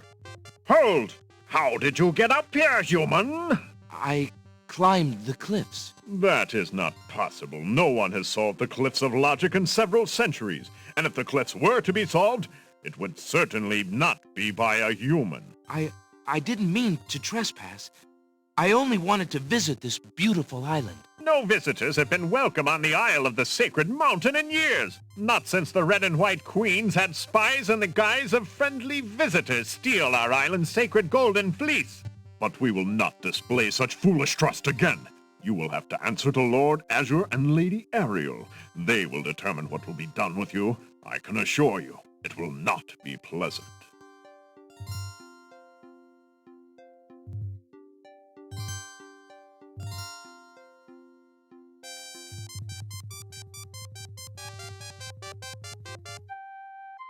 With what trickery did you master the cliffs of logic and reach the city of the Winged Ones? Only the magic of clear thought, my lord. I meant no harm. The cliffs of logic. It is the sacred oracle's prophecy, Azure. Yes, Ariel. It is lucky for you, human, that climbing the cliffs of logic is part of a prophecy that I cannot ignore. We have just been ordered by Wazir Al-Hazred himself to dispose of any strangers that might land on our fair isle. But the prophecy would have a different fate befall you. The prophecy predicts that whosoever climbs the cliffs of logic will defeat the Minotaur. The Minotaur has violated our sacred catacombs and eats our young in sacrifice. Our own daughter, Lady Celeste, was taken there only this morning as his most recently demanded offering. A dilemma, then. Whom shall I obey in regards to your fate? The Oracle or the Crown? But since Al-Hazred did not dictate how I was to dispose of intruders, and since you cannot possibly survive the catacombs, your imprisonment there should serve both purposes quite admirably. I will not resist you in this, my lord. I shall do my best to save your daughter. First, I must tell you that the catacombs are a labyrinth of rooms, a place of exceeding danger. You will need many tools and clear wits to survive it. I am ready. Very well. My guards will take you there now. You seem courageous enough, but the catacombs will determine how brave you really are.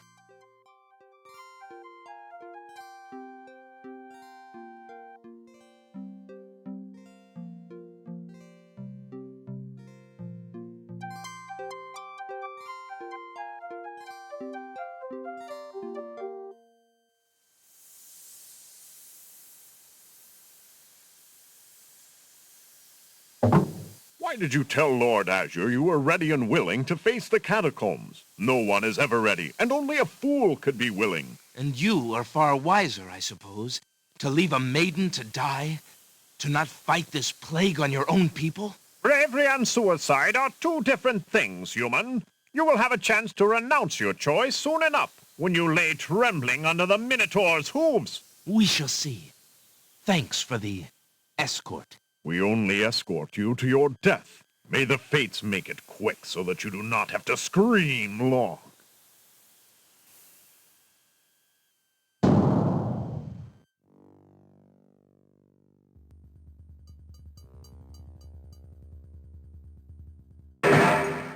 The catacomb's entrance door is locked from the outside by the Winged One's guards.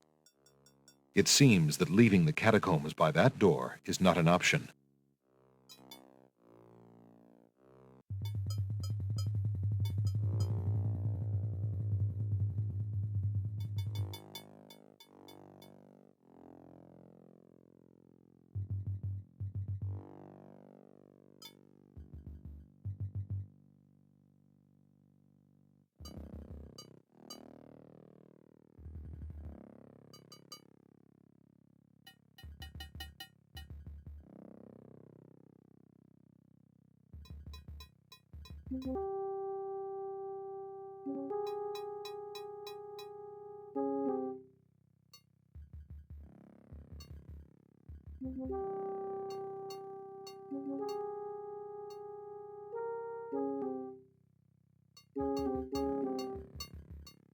Alexander picks up the skull.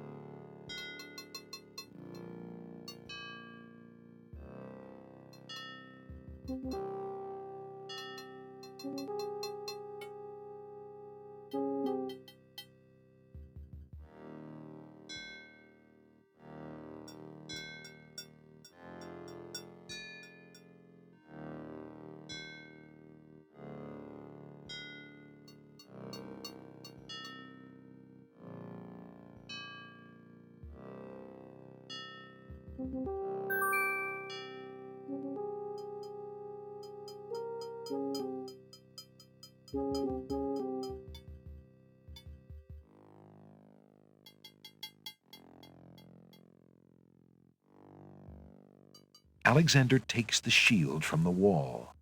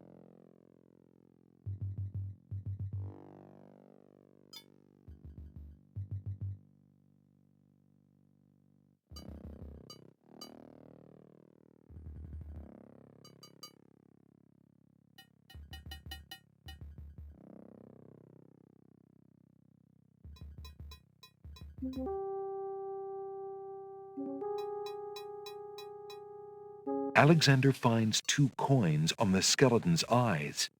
He takes the old coins.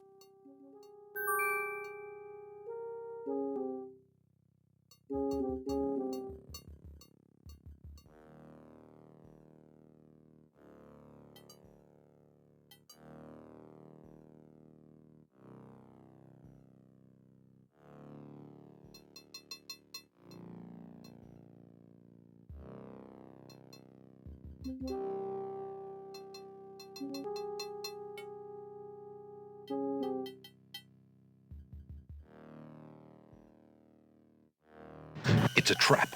The doors have sealed Alexander inside. And the ceiling is coming down.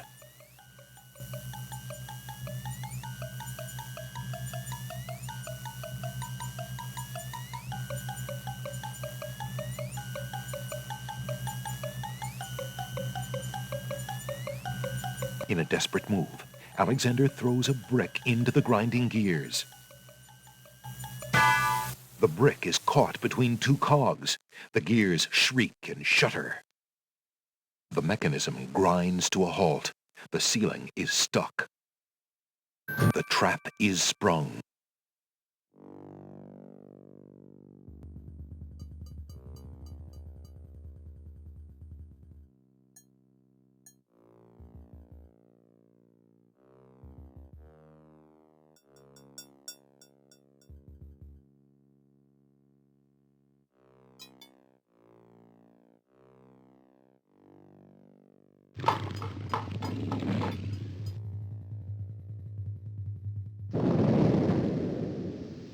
Sounds! A trap floor!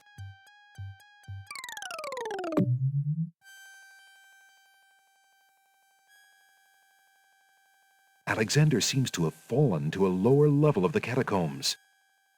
Wherever he is, the place sure is dark. Alexander can't even see his hand in front of his face.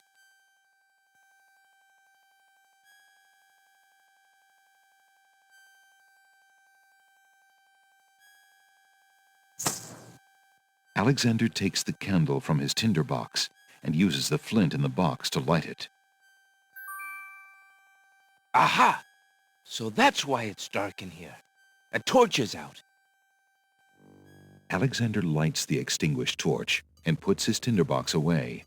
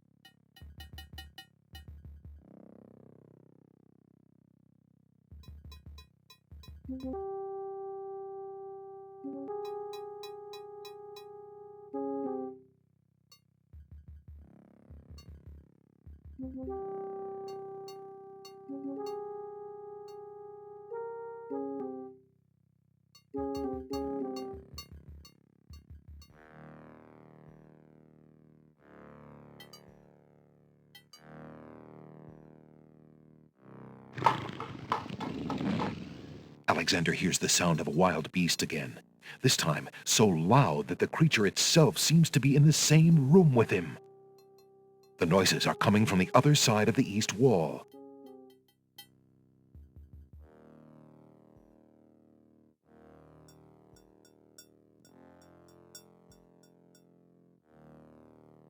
Alexander puts the hole in the wall on the east wall. The hole in the wall trembles slightly with dread at the clammy feeling of the stones.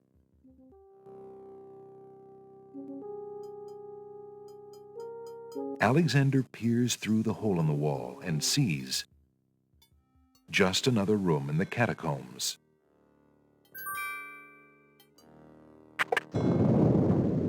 Aha! Not just another room at all. So that's why Alexander couldn't find the Minotaur's lair. At least Alexander now knows the lair exists, somewhere in the maze on the other side of this wall. While Alexander contemplates what he's just seen, the hole in the wall, frightened by the Minotaur, makes a run for it. Alexander hopes the little creature finds its way home to the Isle of Wonder.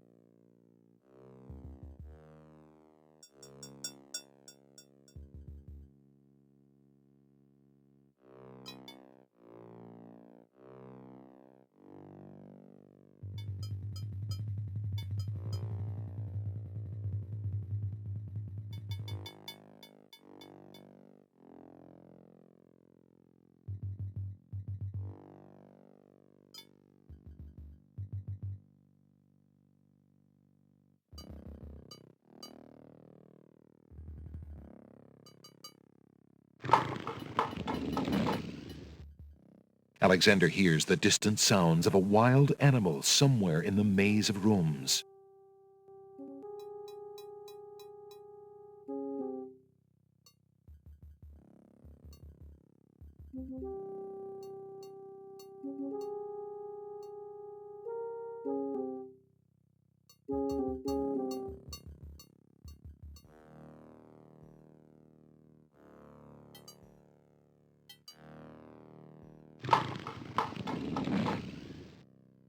Alexander hears a low growling, so faint as to seem born of his fired imagination rather than of any living creature.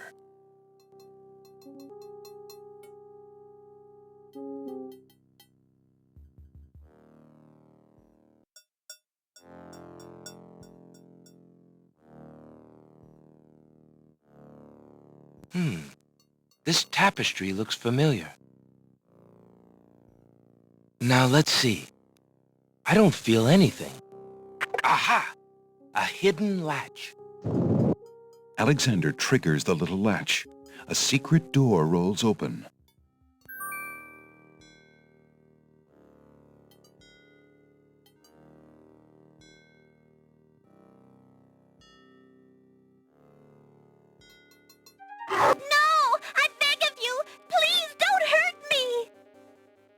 Your struggles are useless.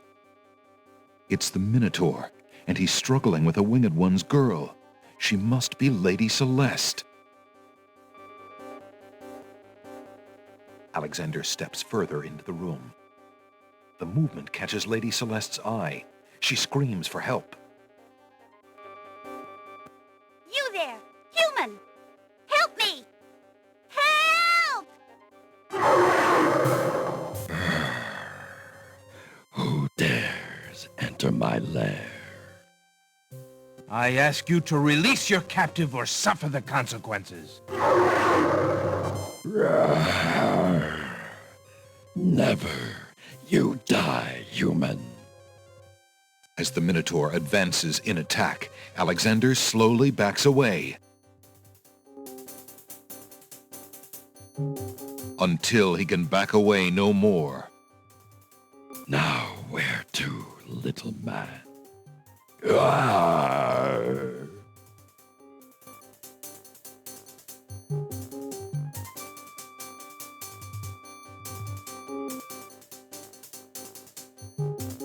Alexander, his back inches from the fiery pit, tempts the Minotaur with the Red Queen's scarf.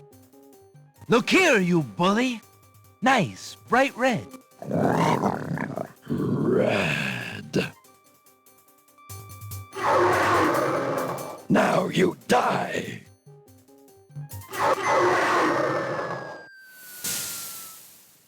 The Minotaur drops from sight amidst the consuming flames. Slowly, his scream fades as well. Have you been harmed, Lady Celeste? Are you all right? No, I am not all right. I assume you do not intend to leave me tied up on this vile monstrosity. Of course not. Sorry, let's see. If you'll give me a moment, I'll have these untied in no time. I can't wait that long. Look, I wear a small dagger just inside my belt. It should be enough to cut the rope. All right, I've got it, Lady Celeste. Here we go.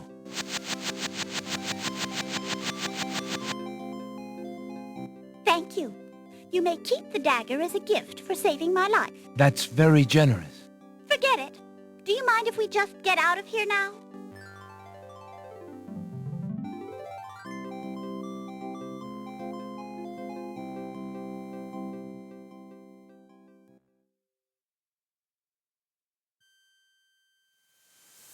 The Winged One's guards, bored with the pointless waiting, are startled by the sound of rock moving against rock.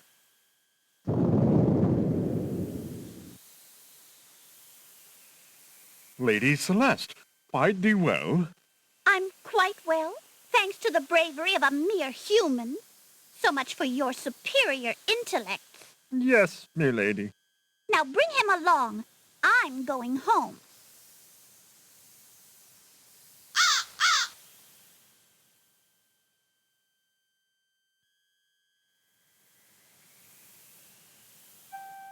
I see you have proven yourself the hero of the prophecy.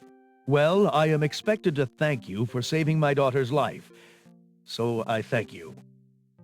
I am obliged to thank you for the restoration of our sacred catacombs. It means much to our people.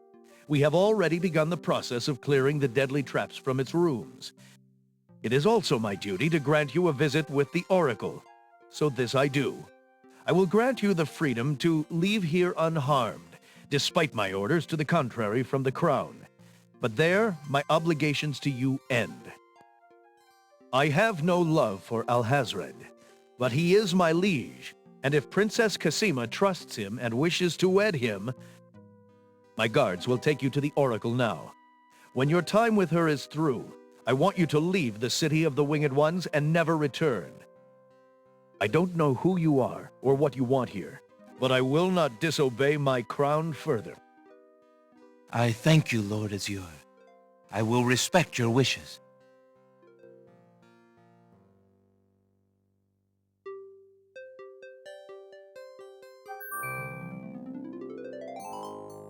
Hail to thee, great oracle. Lord Azure sends you this wingless mail. It appears that he solved the cliffs of logic and... defeated the Minotaur in his lair. So I have seen. So this is the one that haunts my pool of late. Welcome, young seeker. What knowledge do you desire? Princess Cassima, whatever you can tell me, great oracle. Ah, of course, the princess. That explains my images. Let us see what we can see.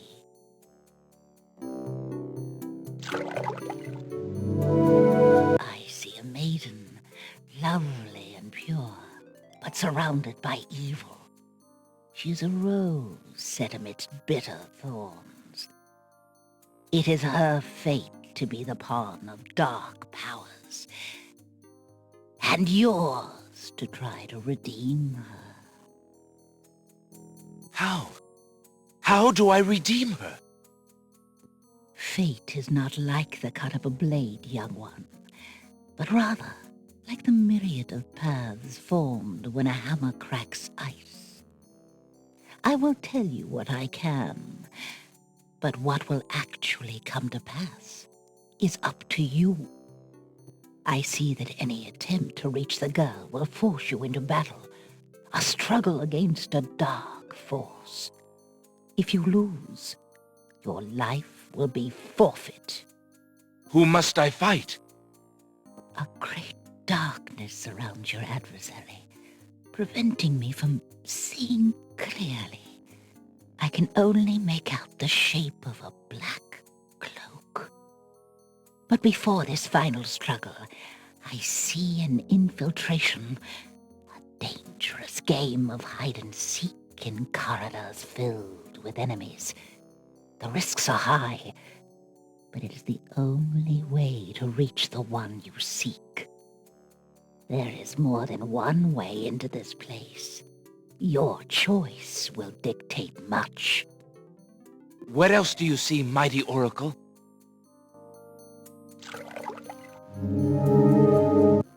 Oh, such pain. I see 2 restless spirits crying out for revenge. These shades could help you destroy the dark force if they were to be brought back from their spiritual form. Yet this is only one possible path to your destiny. I'm afraid this is getting beyond me.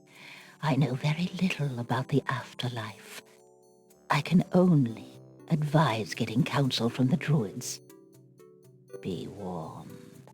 The druids are reclusive and dangerous. They might aid you, or they might destroy you. Like their island, the druid's nature is hidden in the mists. There is nothing more I can do for you, except to give you this. It is water from the sacred pool. That and my blessing go with you. Thank you, great oracle.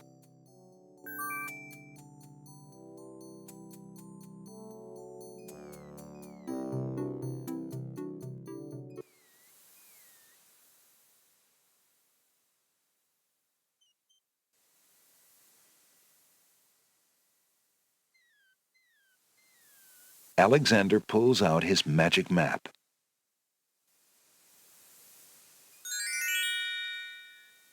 Alexander feels a strange pulling sensation.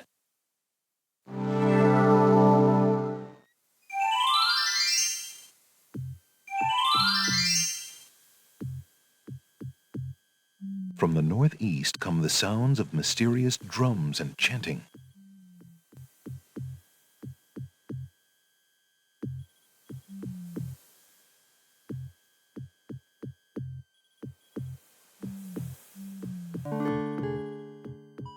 From the east come the sounds of mysterious drums and chanting.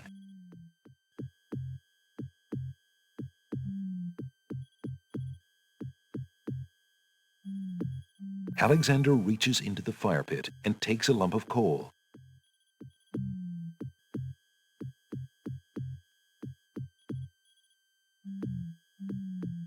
Alexander takes the scythe.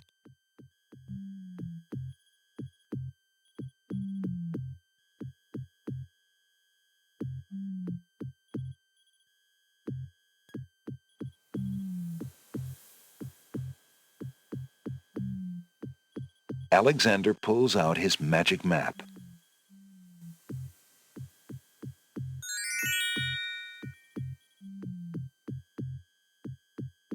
Alexander feels a strange pulling sensation.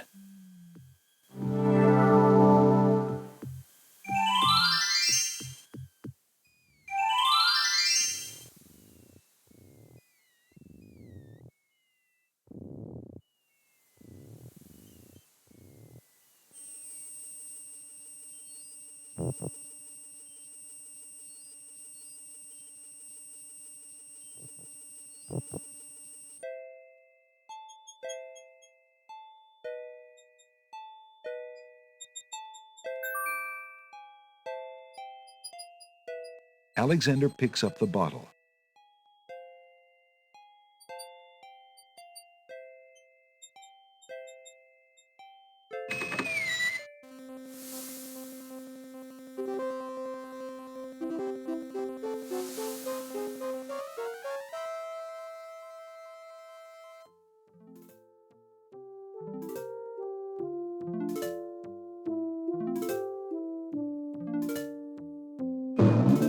Your Highness may as well spend her royal time contemplating something else.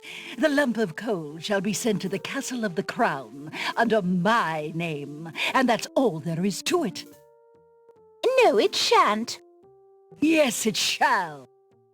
If the coal is sent in your name, I shall royally decree a ban on all red on this isle. You do, and I shall royally decree that white shall be henceforth used for all mopping up of cabbage stew. You wouldn't dare! Oh, wouldn't I? Oh, it's you! Have you thought of any more of those brilliant ideas of yours?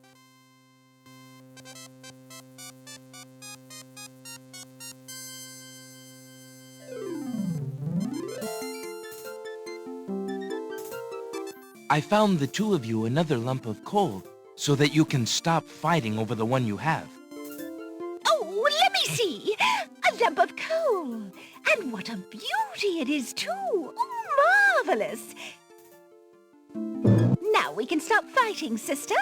Your Highness can just keep the old lump of coal, and I'll take this new one. Quite right. That settles everything.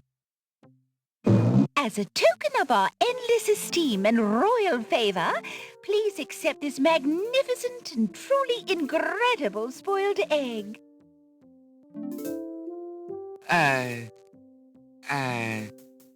Thanks.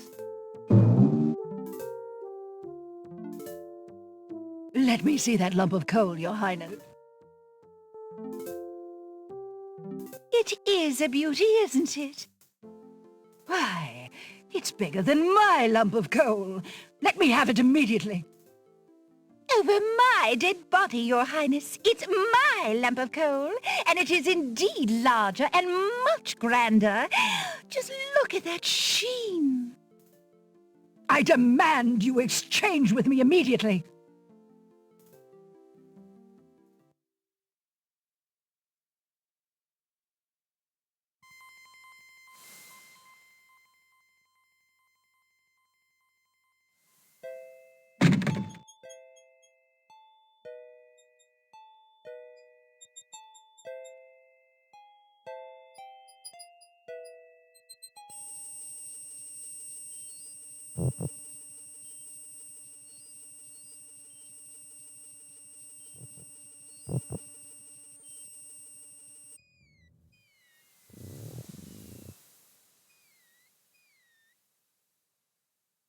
Alexander pulls out his magic map.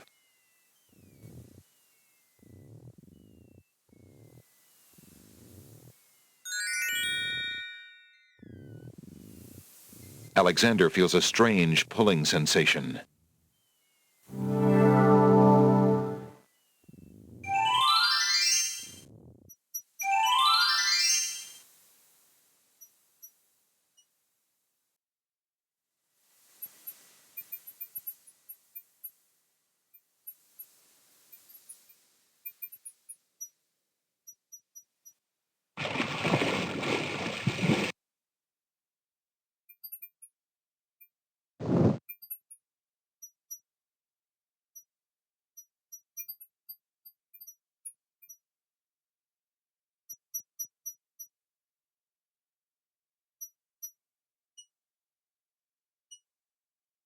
Alexander decides to pass through the gate, preparing the shield just in case.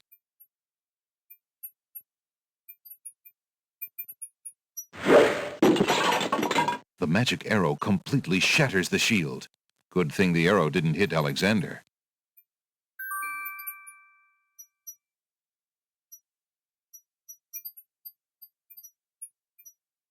Alexander walks forward to step onto the gazebo. But the rose hedges on either side of the path, sensing an intruder's presence, reach out their vines and blend together. The path is blocked.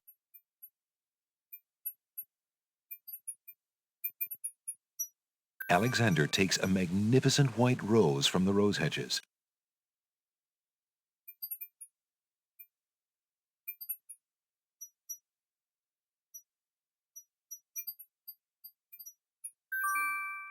Alexander wields the scythe, determined to get past the magical rose hedges.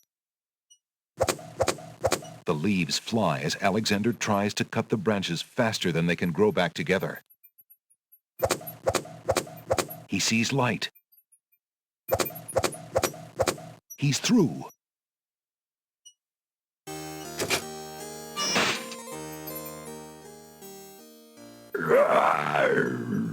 Who dares enter Beast's garden?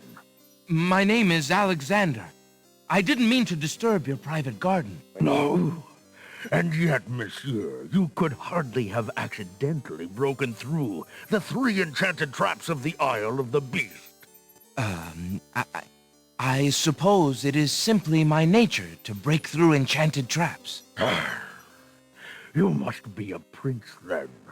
I know the nature of princes all too well. This face you see before you is hideous, is it not? Well, for the face of a beast, it is really quite noble. Ha! I'm glad you like it, for you will soon own one just like it.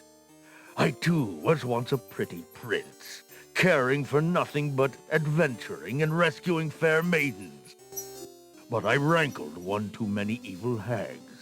One dark night, I was turned into this obscenity you see before you, warped in shape and trapped on this enchanted island over 100 years ago. Surely there is a way off this island. Oh, surely. You broke in, did you not? And yet think, where would I go clad so eloquently as I am with this silk and this pelt? You see, my prison is also my sanctuary. You are the first to break through the barriers in lo these many years. That is, except for the druids who stole my heirloom coat of arms. If there's any way I can help. Help? You?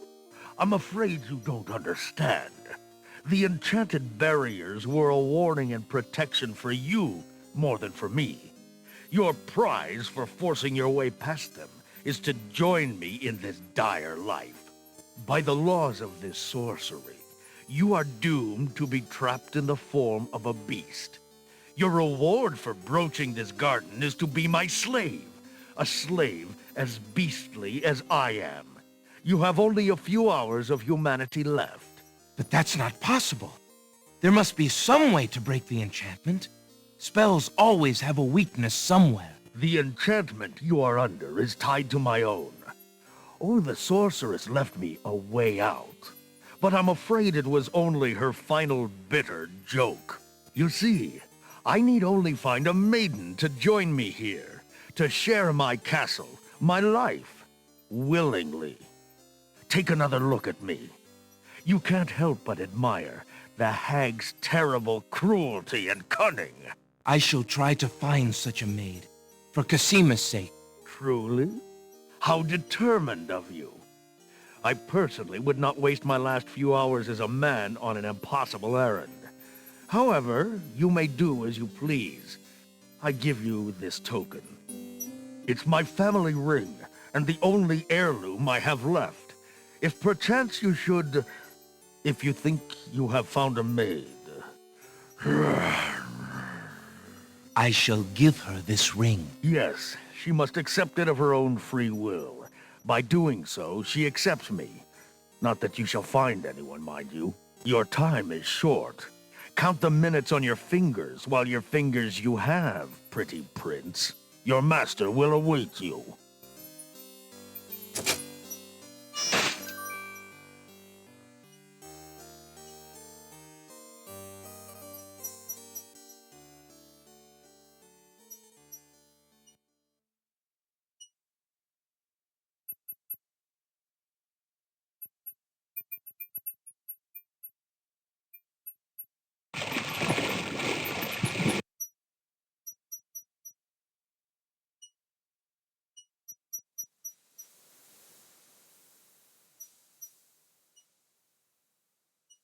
Alexander pulls out his magic map.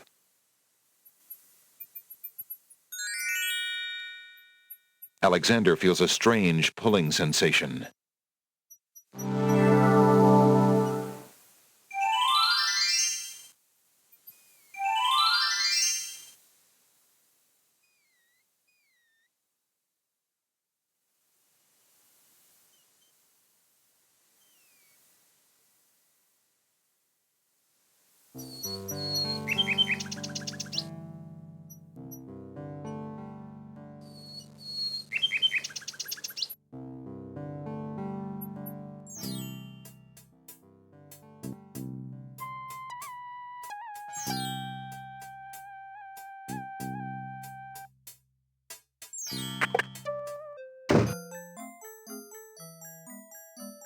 Jalo, my friend, is the wedding still moving forward at the castle? Prince Alex, egads, yes, that confounded wedding has a whole castle a-bustle. Look, I didn't come here to talk about that, though. I came to warn you. Warn me? About what? Isn't the wedding bad enough? No, listen. The Wazir knows that you're here, Alexander. He's posted extra guards, and he's telling them about a foreign saboteur. Who else could he mean but you? The Wazir's genie must have learned of your presence in the land, Prince Alex. I don't know how, but he must have. I haven't exactly been discreet, I'm afraid. Alexander, this is serious. Alhazred will never let you get close to Cassima now. He stumbled the castle guard, probably to make sure you keep out. Gadzooks! Oh, it's too bad there isn't some way to convince Alhazred that you've left the islands or even died. If he thought you were out of the way, you might be able to get close enough to... What an interesting thought. Tell me more about this genie. The genie's name is Shamir Shamazel. Alhazred brought Shamir with him when he came to this kingdom. Shamir probably won't directly threaten you, but that doesn't mean he isn't dangerous. He can be a terrible trickster and an ingenious spy. It's too bad we can't get our hands on Shamir's lamp. If we had that lamp, Alhazred and all of our problems would be solved. Wouldn't that be a fine thing? You would wish to be master of such a wicked creature? Oh, Shamir isn't necessarily evil. Genies never are, you know. They only reflect their owner's heart, for good or ill. Alhazred is hardly a shining example for an impressionable genie. So how do you propose we go about getting Shamir's lamp? What? Oh, Prince Alex, I was only dreaming. I mean, the lamp is heavily guarded. It would be easier to steal Alhazred's own trousers while he's wearing them than it would be to get that lamp. But surely a clown's hands are quick and agile. Well, yes, they are, as a matter of fact. But then the theft would be detected almost immediately. And then... my poor neck. If the theft were detected. Oh, I see. Yes, well, there might be a slim chance, but only that. If you could find a replica of the genie's lamp, an exact replica, I might be able to make the swap. I alone might get close enough. But I couldn't tell you what to look for. I caught a glimpse of it only once. I would know it if I saw it again, but to say I cannot. Well, I'll just have to see what I can do. Good luck to you then, Prince Alex. I really must be going back to the castle. I don't think I'll be able to come back here. If we were spied on, well, it's too high a risk. I hope you understand. If I see Cassima, I'll tell her I saw you. If you do ever make it to the castle, look me up. And do be careful, friend. I will. Goodbye, Jalo. Thanks for all your help.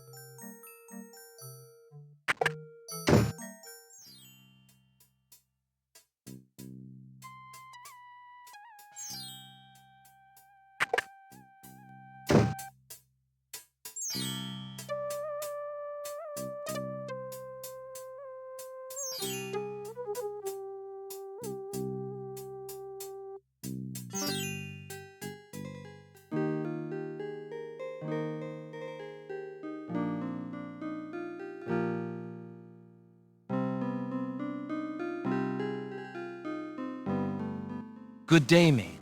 My name is Alexander. How do you do? I'm sorry, sir, but I'm not allowed to talk to strangers.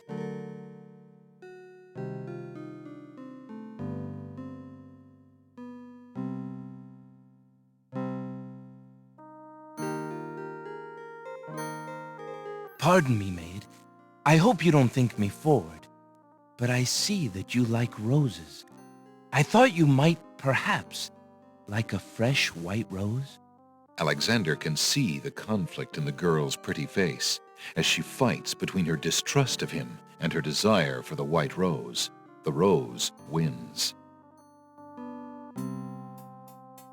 Oh, I shouldn't, sir, but it is so lovely. I've never seen a rose of white. It looks so pale and delicate. Wherever did you find one of such a color? There are many hedges of them on the Isle of the Beast, and they grow together like magic. Oh, truly? What an adventure that must be to see them. But I should not speak so, especially to a stranger. Thank you for the rose, though. kind sir.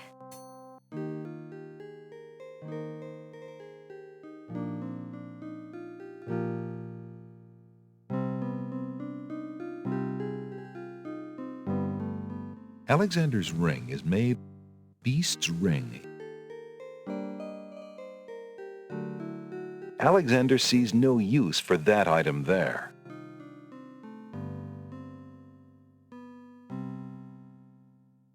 Alexander has a thought about the serving girl.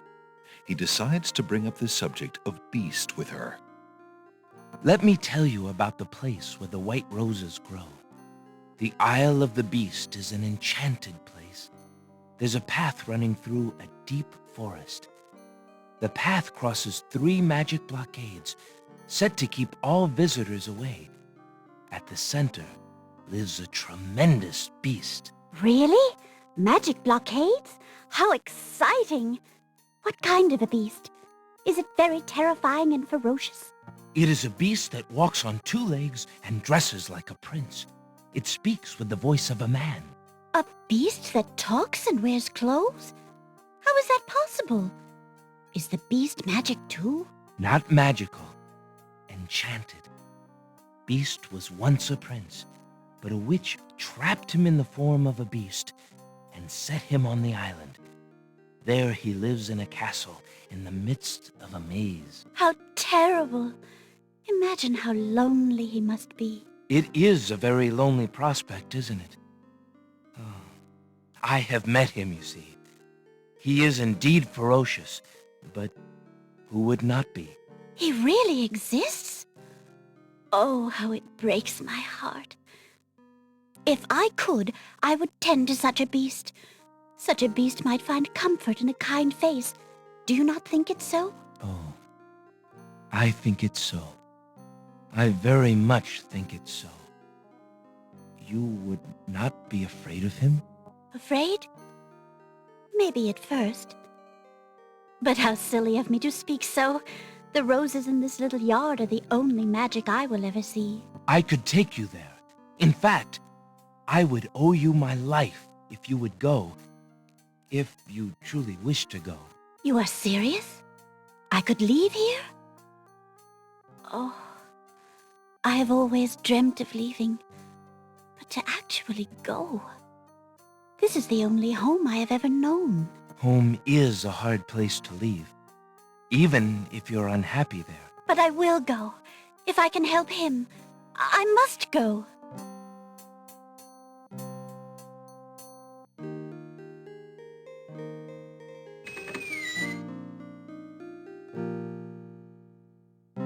Is there nothing you wish to take with you? There is nothing. Then take this ring. It is his. He will be pleased if you would wear it. Why, it's the most beautiful thing I have ever seen. Thank you kindly, sir. Beauty! Where do you think you're going? To a place where roses grow, and to someone who truly needs me. I see you wear my ring. You willingly agreed to spend your life here with me? Do you know what that means? Yes, my lord, I do. I have been touched by your story. Pity alone need not sentence you to endure this face. Oh, but it is a gentle face, and kind. You look at me so sweetly and are not repulsed. Oh, by the light of your eyes, my spirit soars. The enchantment! It is broken! I am pleased to have served you, my lord. Do you still wish me to stay? What? Speak not such nonsense, Beauty. Do you think that I learned nothing of true love during my time here? You are my queen. Oh, my clothes! This gown! How well it suits your noble heart.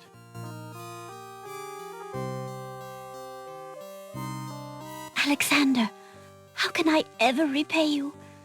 I have nothing to offer except my gratitude. But please, take these old clothes. Perhaps you'll find someone in need during your travels. You have already repaid me by your example of courage, Beauty, and by your friendship, I hope. You will always have our friendship and loyalty, Prince Alexander. But from a fellow adventurer, take some advice. If you find your true love, protect her with your life. Fear all beasts without the redeeming humanity of love. And to aid you, accept my mirror. Now that my life is no longer hung in false shadows, I have no need for it. Give it to someone with nothing to fear from the truth it reveals.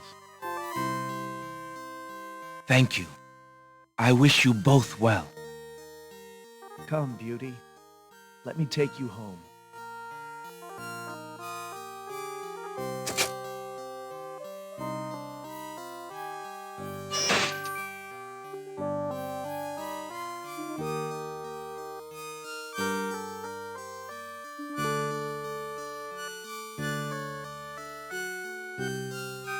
Alexander searches through Beauty's clothes and finds a long strand of blonde hair.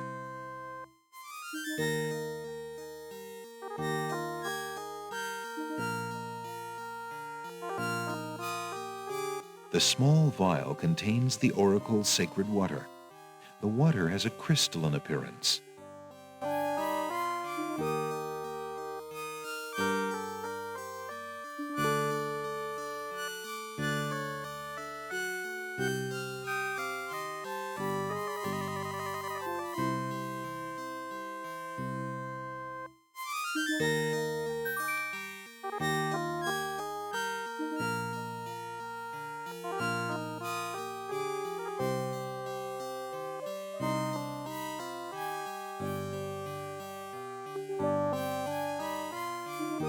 Alexander fills the hunter's lamp to the brim with the fountain water.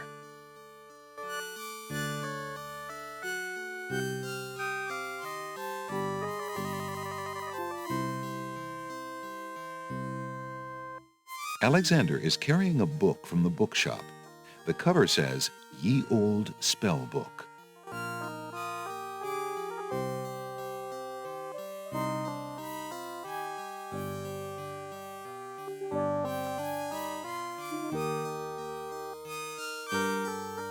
Alexander prepares to enchant the hunter's lamp with the Make Rain spell incantation. Clouds of thunder, shafts of light, come and sup with me tonight. Waters 3 have I for tea, brew a tempest now for me.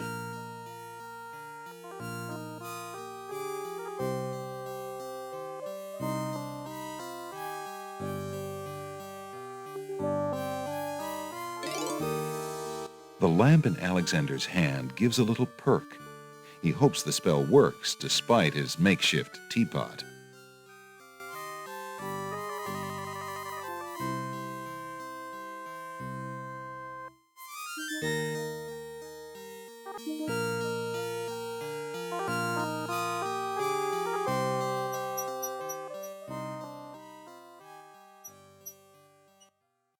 Alexander takes a magnificent white rose from the rose hedges.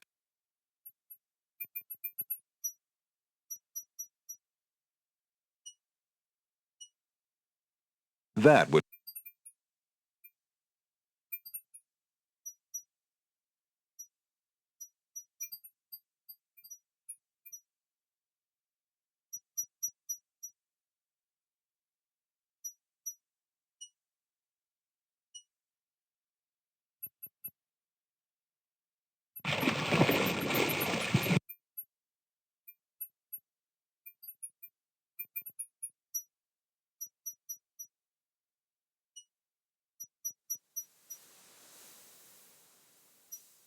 Alexander pulls out his magic map.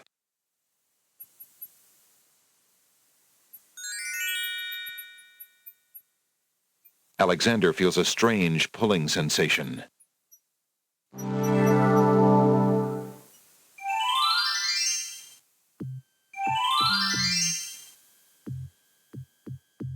Great gods! Did you see that? The man just appeared from nowhere. Perhaps he was sent by the spirits. I see no boat. He is an intruder, no matter how he got here. Grab him! Not again. Look, I'll leave. It's no problem. I think not. Let's go.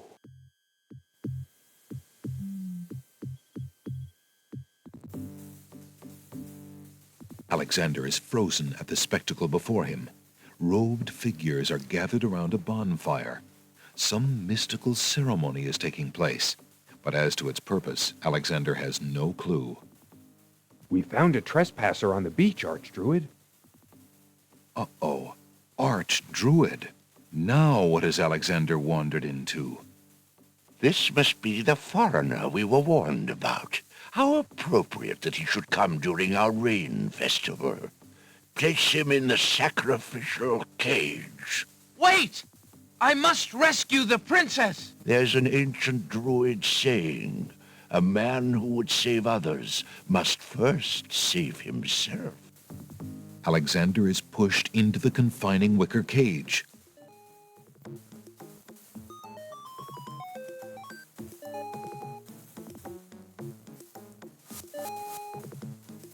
And the cage is swung out over the bonfire. Alexander starts to feel a little warm. The bottom of the cage is getting uncomfortably hot. This cage is really hot. Fire in the cage. Alexander pulls out Beauty's old slave clothes, desperate to beat out the flames. The flame is extinguished, but the clothes themselves burn to cinders. Alexander won't be able to keep the cage from igniting for long. The heat and movement must have jarred something. Something that Alexander's carrying is starting to jiggle around. Egad, something's really percolating. The water in Alexander's lamp is hot. It's just about boiling.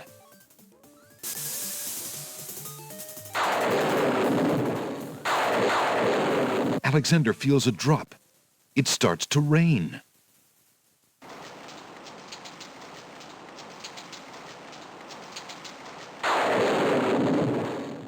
That man is a powerful nature wizard. By the sacred oak, let him down!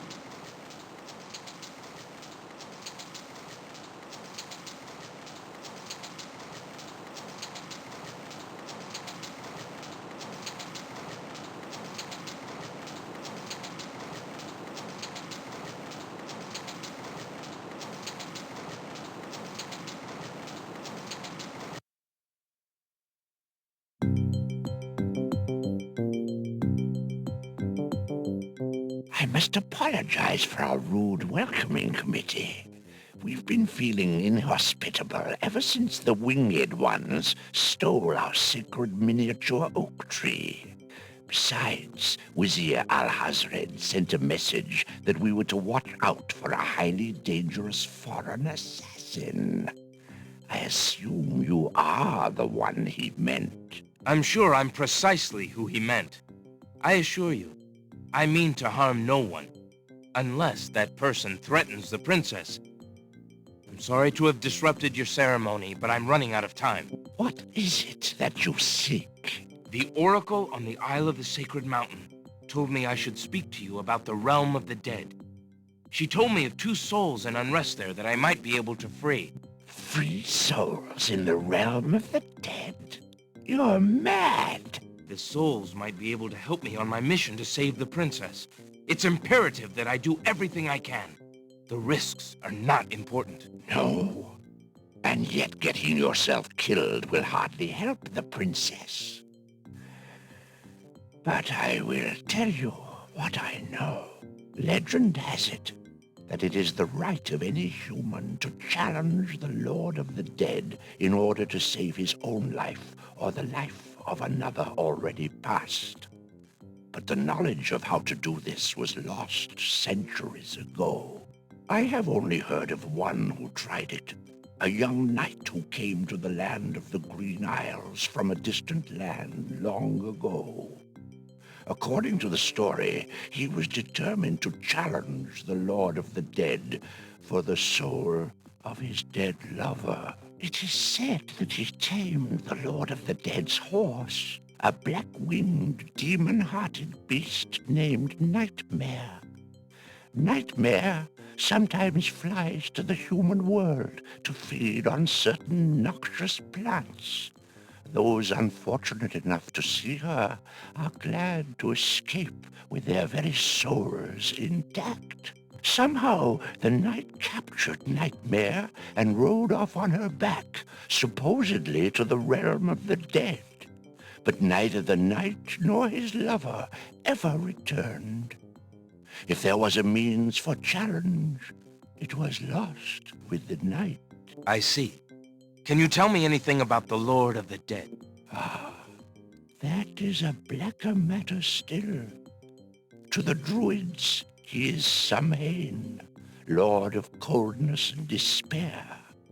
Samhain was once a man like you or I, but he insulted the gods and was sentenced to rule the underworld.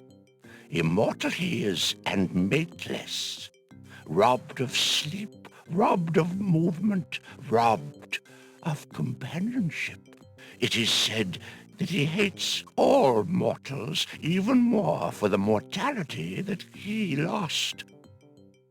That is all I know. Interesting. I shall remember. Now look how the oak embers of our bonfire still glow hot despite the rain. If you're bent on your course, you'll need courage that's just as impervious to the chill. May your luck last longer than your storm, brave one. May it indeed. Thank you, Archdruid.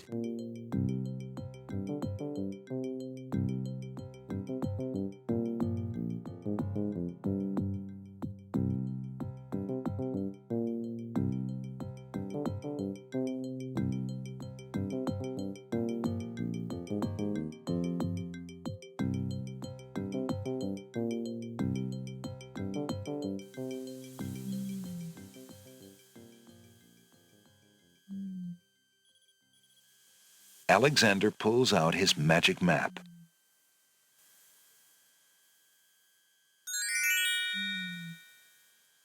Alexander feels a strange pulling sensation.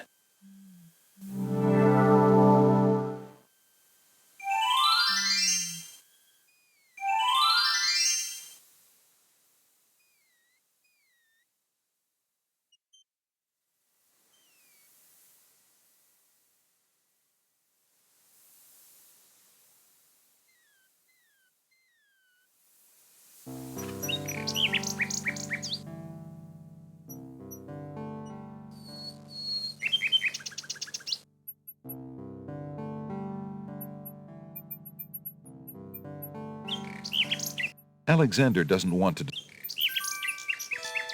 Alexander holds out his insignia ring to the Nightingale, hoping she perhaps is the Nightingale that Jallo spoke of, and that she might be able to take the ring to Cassima. The ring is the one thing he has that might alert Cassima to his presence on the Isles. The Nightingale swoops down and grabs the ring. She flies off towards the castle, perhaps to Cassima? Sing Sing, what have you got in your mouth, my pretty? A gold ring? Sing Sing, where did you get this? Realm of Daventry. But this is Alexander's ring. Oh, my soul, he must be here. Sing Sing, I wish you could tell me what you've seen. Is he really here, then, on this very island? Oh, if only I could leave this castle as easily as you. Take this ribbon, Sing Sing. If you know where he is, return it to him. Please be careful, Alexander. It is so dangerous, and yet I could not wish you away.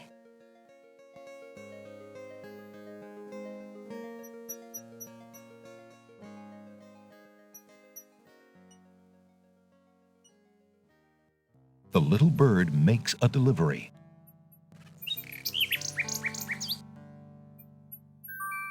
It's a red velvet hair ribbon. Could it be? Could it possibly belong to Cassima herself? Or am I merely wishing it were so? Oh.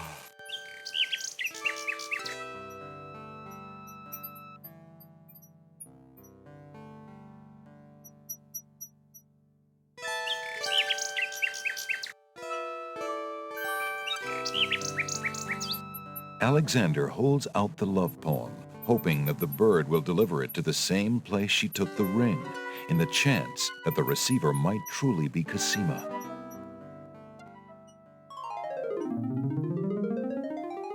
The nightingale swoops down, grabs the love poem, and takes it towards the castle.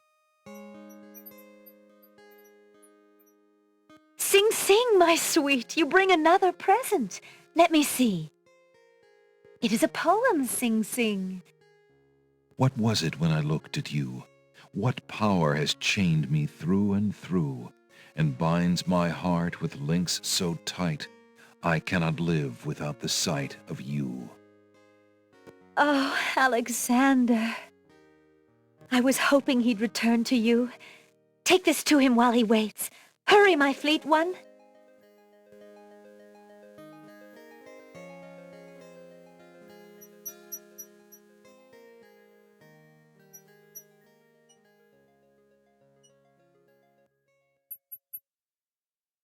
The little bird makes a delivery.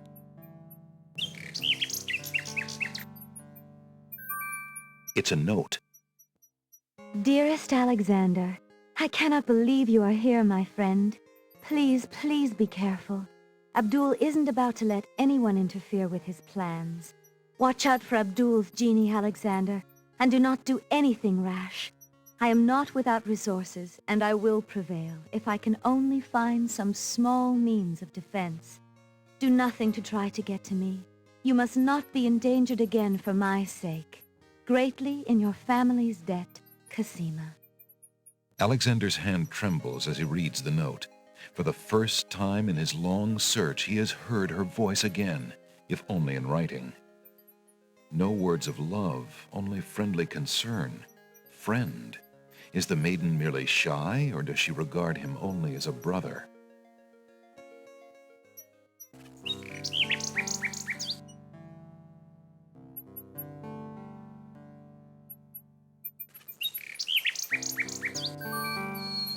Alexander holds out the rose, hoping that the bird will deliver it to Cassima.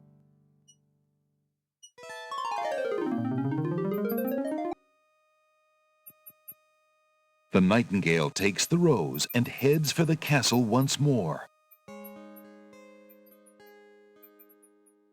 A white rose, how beautiful.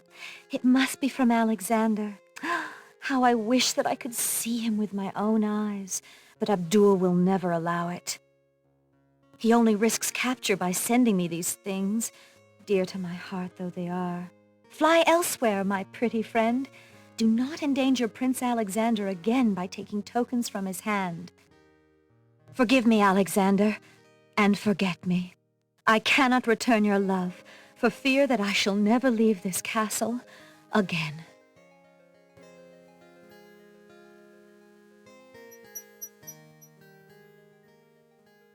Alexander waits in vain for Cassima's nightingale to return, but the bird does not. Could there be something wrong? Or does Cassima simply not welcome his attentions further?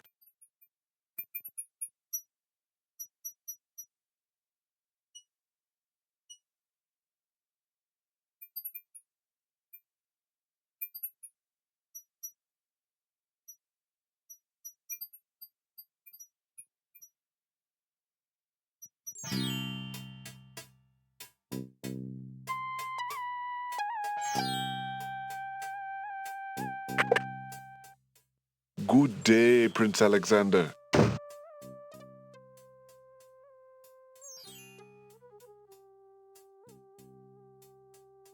little bottle contains some sort of potion and bears a label saying, "Drink me." That's rather forward of it. Alexander searches the bottle Alexander suddenly gets a very sneaky idea.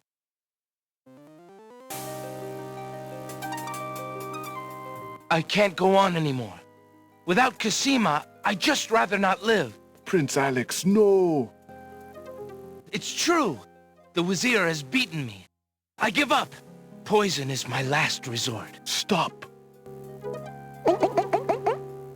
I am no more.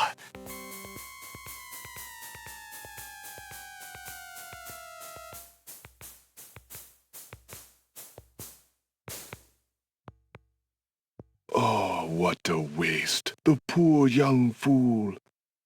He's dead. He's dead. Wait until Abdul hears. He'll be so pleased.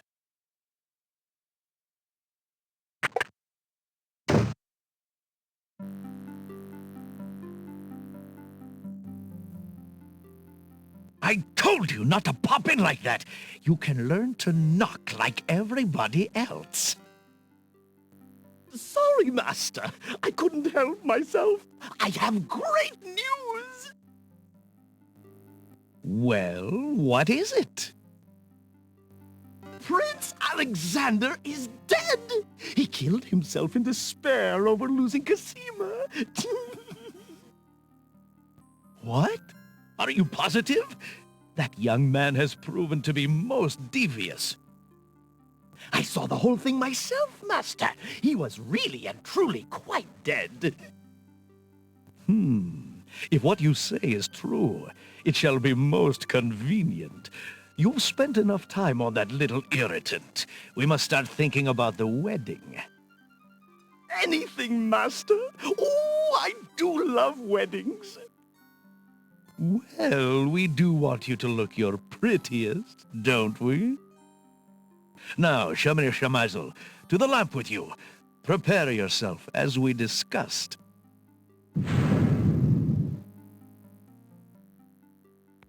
Alexander's heart lurches to life in his chest.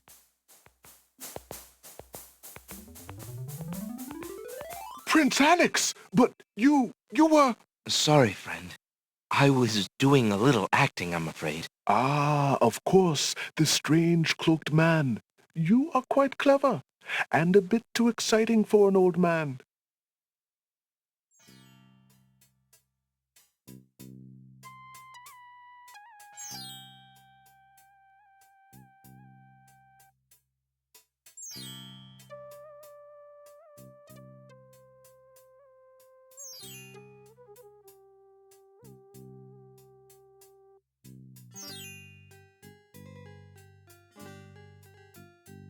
Would you mind if I traded this in?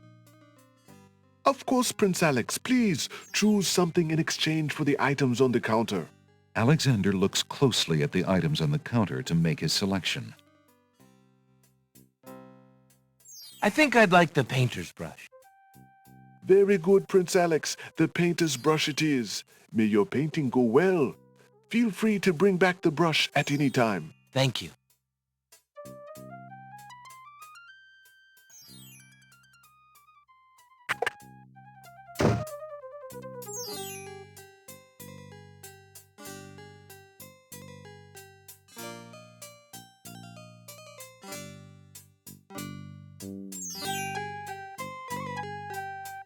Excuse me, peddler, but I have an old lamp that might interest you. Ah, an old lamp. And what a nice traditional design, too. Take your pick of my new lamps.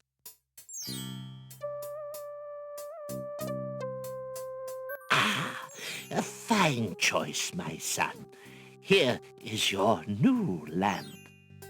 Good day, and I thank you, sir. Good day.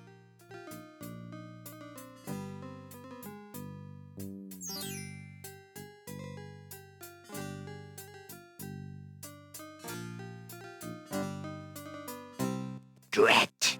Another dud.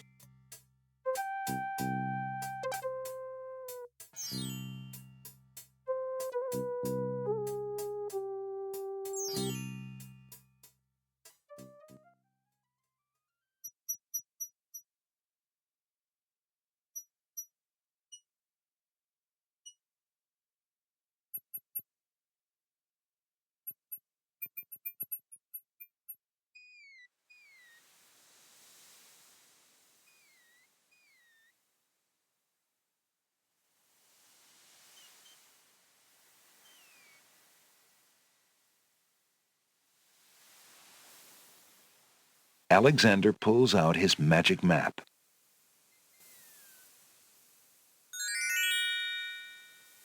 Alexander feels a strange pulling sensation.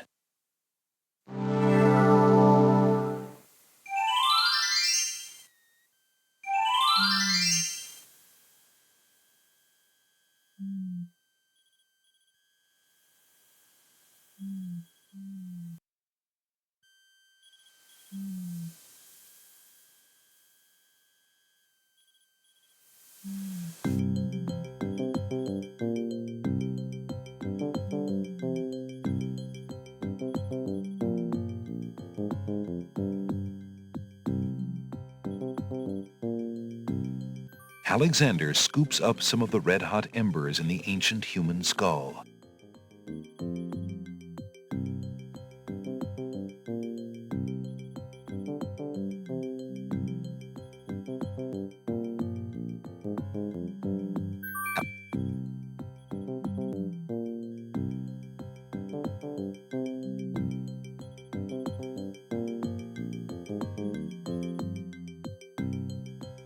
Alexander cracks the spoiled egg and dumps it into the skull containing the embers and the strand of hair. The spoiled egg hisses as it makes contact with the hot embers. Zounds, the steam. Phew, the smell of sulfur.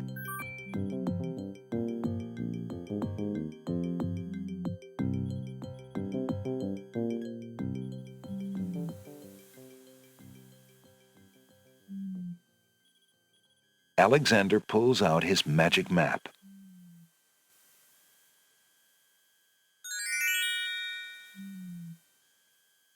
Alexander feels a strange pulling sensation.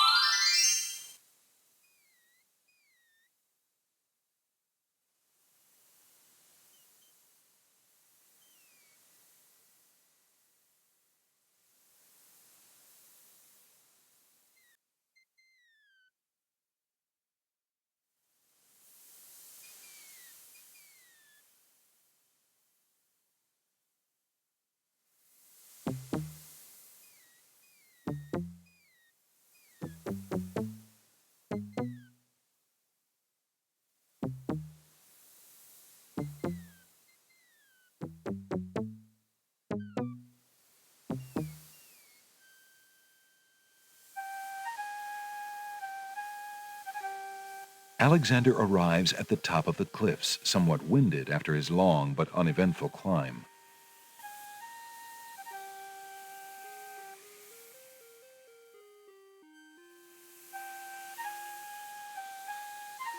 Alexander is carrying a book from the bookshop. The cover says,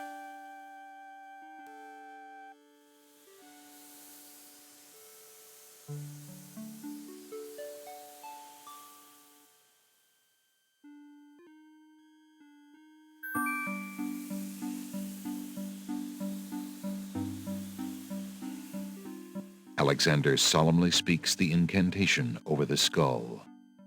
Creature of night, to me succumb. Fire and brimstone leave thee numb. Purity bind thee like a chain, to do whate'er I now ordain.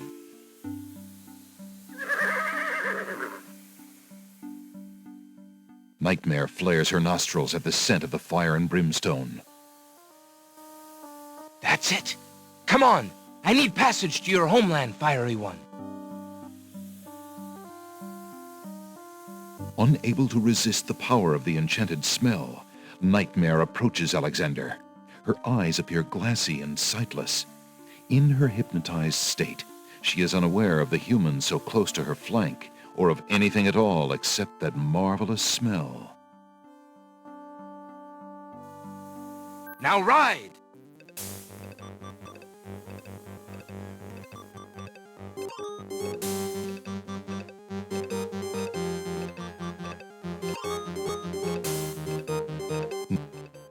And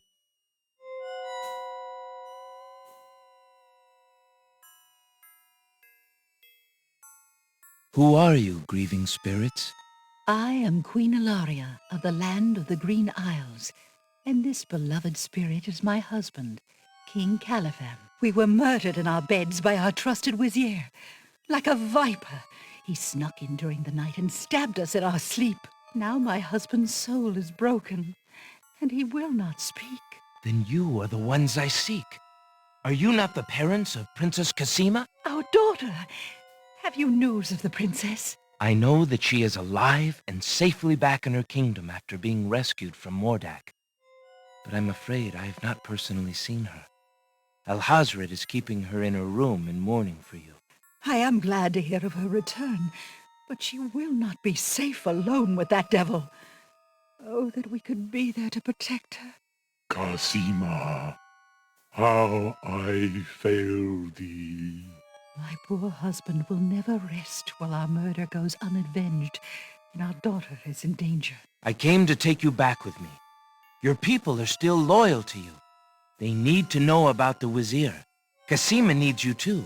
But this is the realm of the dead. We cannot leave it.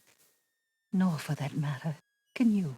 The only one who might be able to return us all to the land of the living is the Lord of the Dead. But he would never help us.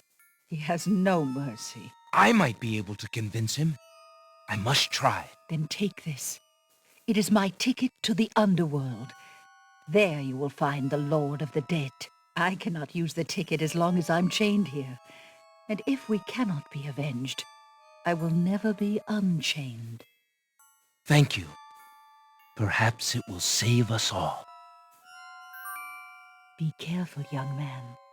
If you can ease my husband's torment and help our daughter, we will be most grateful. I will do my best. Goodbye, Queen Ilaria.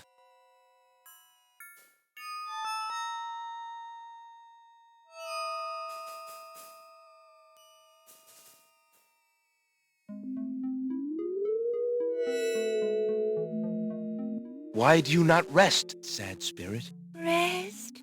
I cannot rest. My son is lost. Lost? You mean in this realm? No.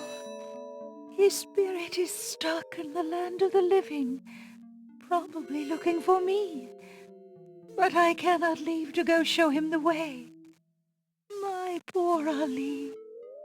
Is there anything I can do? Take this handkerchief. If you get back to the land of the living and find him, tell him that his mother is waiting for him here. By this kiss, he'll be able to find his way to the realm of the dead. I'll do my best to find him. Thank you. Thank you. Oh, my Ali.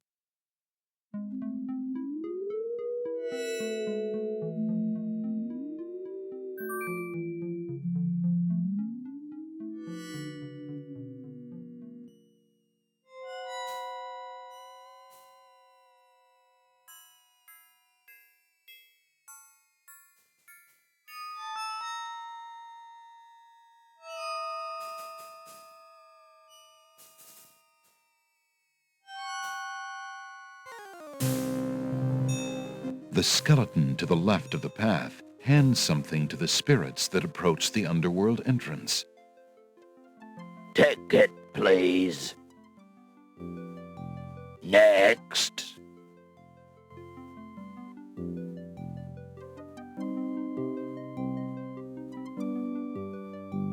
Alexander picks up the two bones on the ground. Now, what do these bones remind him of? Ah, yes. Now I remember. The skeletons are overcome with the musical call of the bones. They begin to jiggle, then to dance.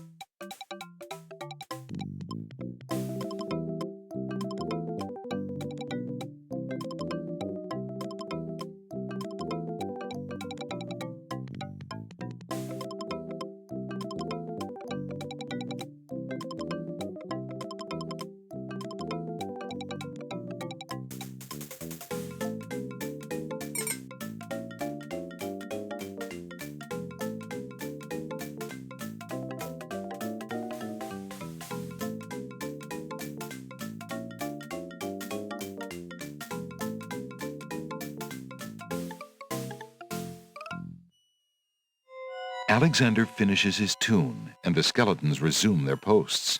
Despite their frolic, they don't seem any friendlier. The realm of the dead is too eerie to invite close inspection. Alexander wants to touch as little as possible.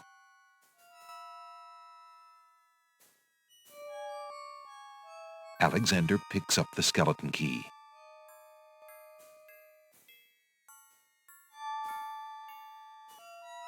Alexander sees no way to use that there, and he's not anxious to... I have a ticket. Go on. Next.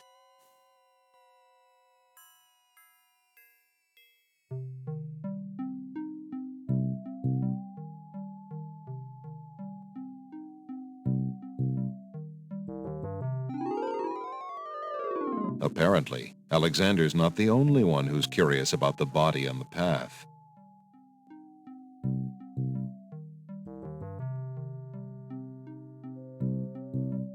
Alexander takes the knight's black gauntlet and examines the writing on it. Flesh may cross the portal and seek its master, death. Flesh may go where death is trod, and challenge, like Scheherazade, he who reigns beneath the sod to spare a mortal's breath. Zounds, that sounds serious.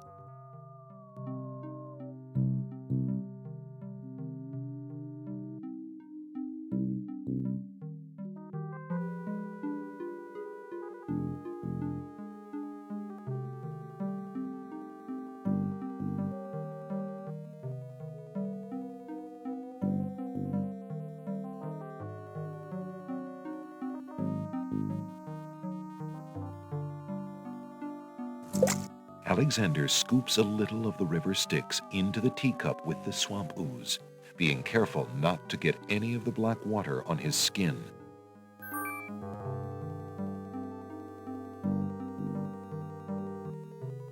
Charon stands in his boat, eternal ferryman of the dead. Alexander can't quite make out what's under Charon's cowl, and he's not sure he would want to.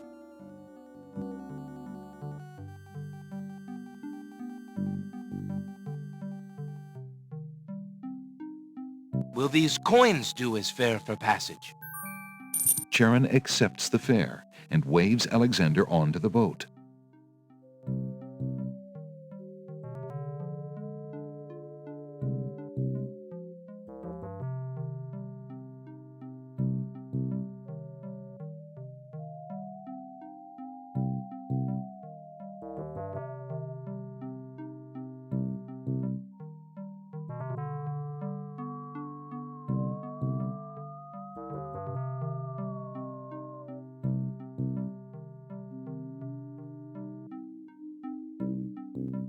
Alexander reaches out to open the gate. Suddenly, the wood trembles beneath his fingertips.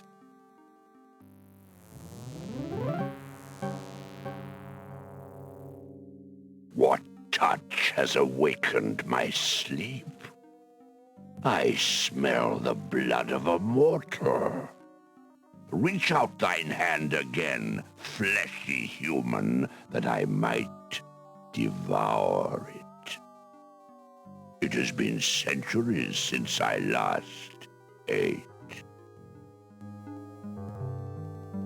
Despite his fear, Alexander summons his bravest voice to command the living gate. I would pass, gate. I have business with your master. My master and thine, human. I would be pleased to introduce thee. Only step forward and thou shalt meet him shortly. No, thank you. I come to meet the Lord of the Dead with my flesh still intact. And why should I let you pass, human, when I would much rather eat you? I have been told that there is a way for humans to enter Death's realm. There must be something I can do. Some task that will allow me to pass through your doors, gate. I seem to recall something. A trick. Perhaps, a test. Ah, yes. Should a human try to pass, a riddle is gates wont to ask. A riddle it is, then. And if thou wouldst fail to answer gate, his thirsty jaws will be thy fate. Agreed. Listen as though it meant thy life then, human, for it surely does. My first is foremost legally. My second circles outwardly. My third leads all in victory. My fourth twice ends a nominee. My whole is this gate's only key. My first is foremost legally. My second circles outwardly. My third leads all in victory. My fourth twice ends a nominee. My whole is this gate's only key.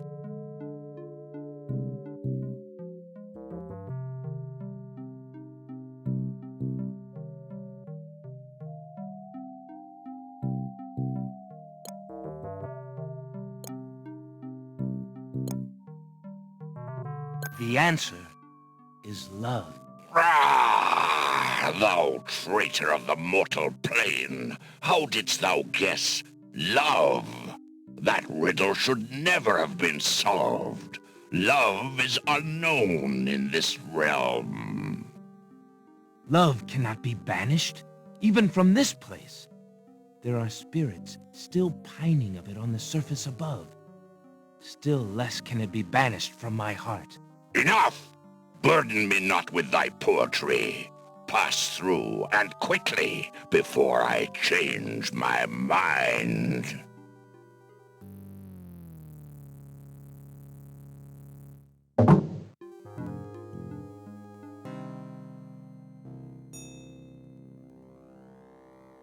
Excuse me, I'd like an audience, please. The shrouded guards escort Alexander to the throne of the Lord of the Dead.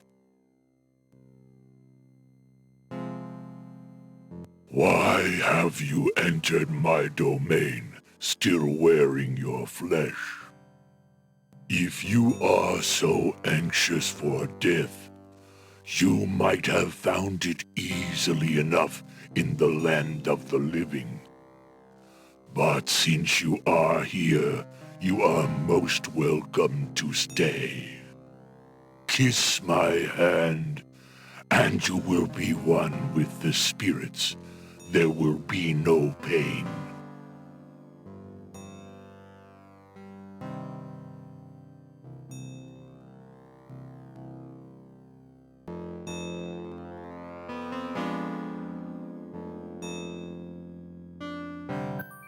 I did not come here to die, but to demand my right of challenge. I respectfully challenge thee, death, by throwing down this gauntlet. Man may pass the portal and seek its master, death. Man may pass where death has trod, and challenge like Scheherazade, he who reigns beneath the sod, to spare a mortal's breath. He has the gauntlet! Impossible! He challenges death.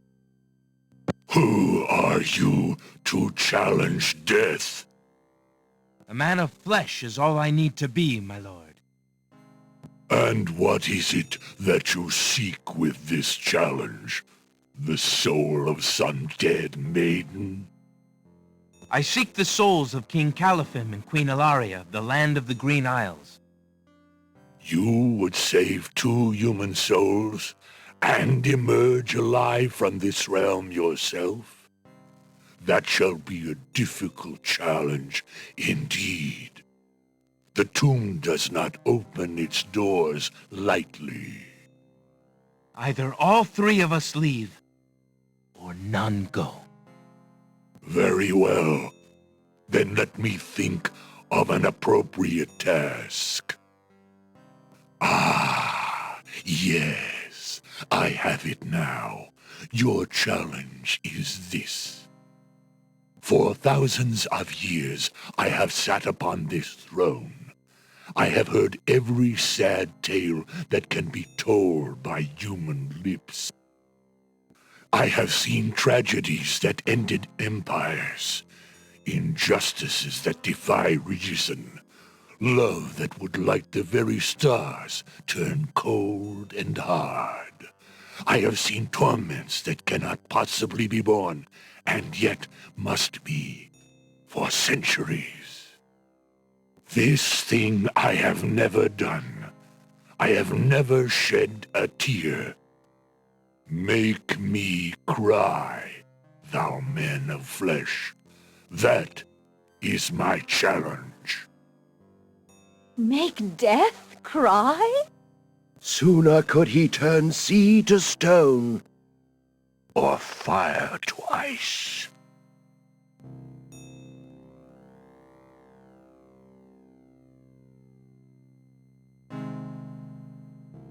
If your existence has been all that you say it has, then truth alone shall be my sword. The mirror's surface swirls with darkness for a moment, then fills with images even blacker. Reflections of despair, of wailing souls, of shackles colder and more immutable than any forged by man, of a world of thirsts that can never be quenched. Alexander feels the mirror tremble in his grasp, and is glad that he cannot see its face. But the Lord of the Dead is transfixed to the mirror, to the screening of his life. Things long forgotten are once more uncovered. His enslavement to this throne while still a man, the years of watching misery and horror and growing ever more numb to it, the seep of his own humanity, the slow growth of a new thing altogether which became that which he is now.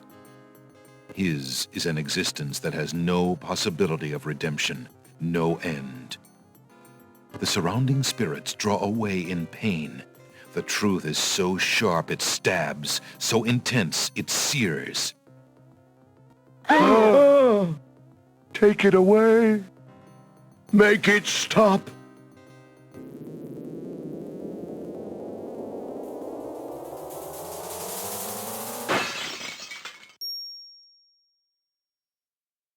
The mirror of truth cracks from the strain, and death sheds a single gray tear. Truth is indeed a terrible thing. I have worn this mantle for so long, I had forgotten its dreadful weight. You shall take the souls and leave as I agreed. You have been granted to stay from this inevitable reality. I almost envy you. Find the souls he has claimed and bring them to me. King Caliphim and Queen Alaria, I presume. Your hero has won you a few more years of mortality. May your souls be more prepared for their rest when you return. Thank you, my lord. I hope that they will. And you, man of flesh, my steed shall take the three of you back to the land of the living. Tell her where it is you wish to go.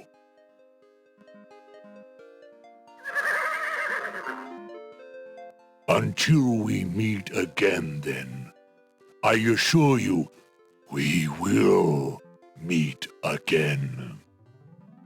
No offense, my lord, but I hope that will be many long years from now. It is never as long as you might wish, mortal. Now, begone. Yes, my lord.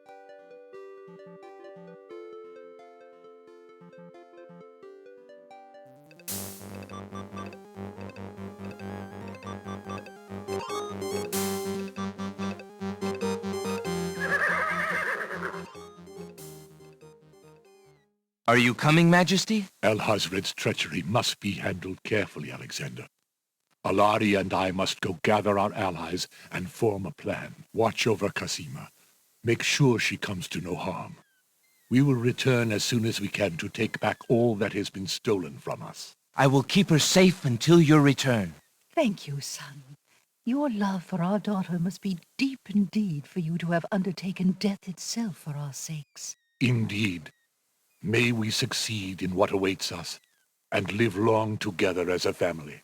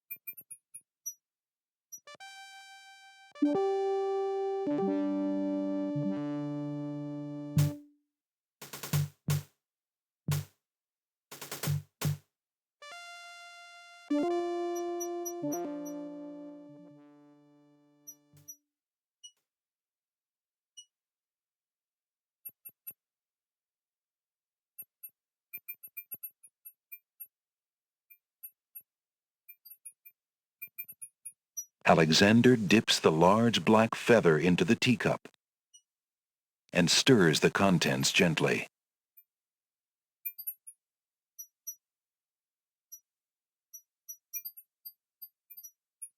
To his amazement, the jet-black color of the feather slowly drains from end to tip into the teacup. The teacup mixture blackens and thickens to a paint-like consistency. Alexander carefully puts it away, discarding the drained feather.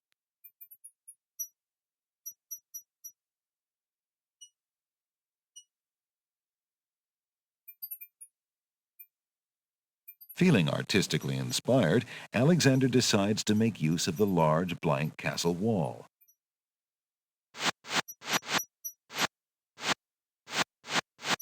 Ah, a doorway. Just what Alexander was thinking this wall needed.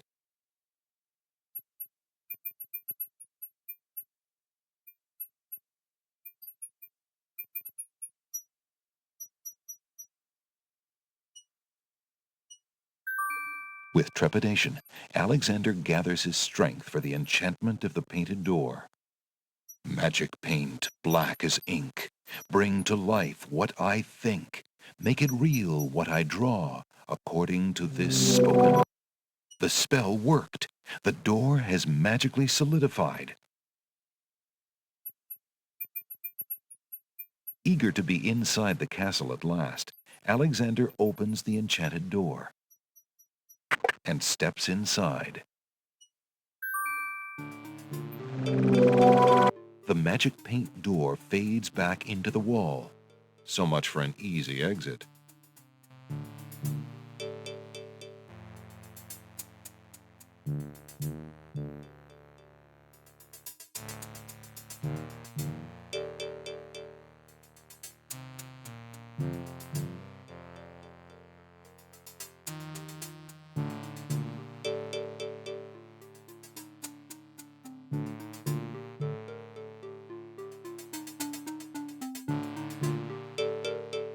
Alexander decides to find out what's on the other side of that door.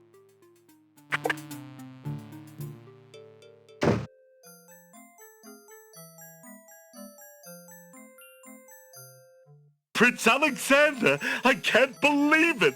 How did you get into the castle? Well, Actually, it's a little hard to explain. I bet. You run a terrible risk of being here, though. The castle is crawling with guard dogs, especially today. The Wazir will have your hide if he finds you. I know that, Jallo. But Cassima is being married today. What greater risk is there than that? Of course you're right.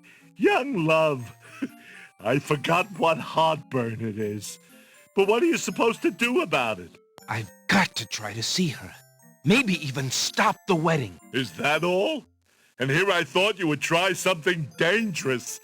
Oh. Don't worry about me, friend. Just tell me, where is Cassima? As far as I know, she's still in her bedroom upstairs. You'd never make it up there, though. The guard dogs are everywhere, and they're very loyal to the crown. Unfortunately, right now the crown means Alhazred. If we had proof of something truly afoul, the guard dogs might listen. As it is, they're your enemies, not his. I understand. I've had no lack of enemies since I got here. In fact, you'd almost think I wasn't welcome. And they say princes have no sense of humor.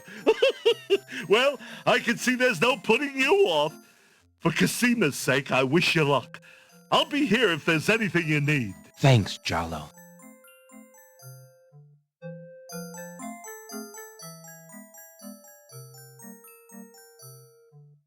I've been thinking of what you said about swapping a replica for the genie's lamp. I got this lamp from the old lamp seller in town. Do you think it will pass? Why, yes! It's an exact replica. That's amazing. How did you guess? I suppose it was intuition. I'll have to wait for the right moment, mind you. But I should be able to get close enough to swap this for the real thing, and none shall be the wiser. Now you shall see Jalo's skill. I'm sure your hands are mightier than my sword, my clever friend. Go ahead and do as you've planned, and let me worry about swapping the lamp. If I accomplish the trickery, I'll manage to get the lamp to you somehow.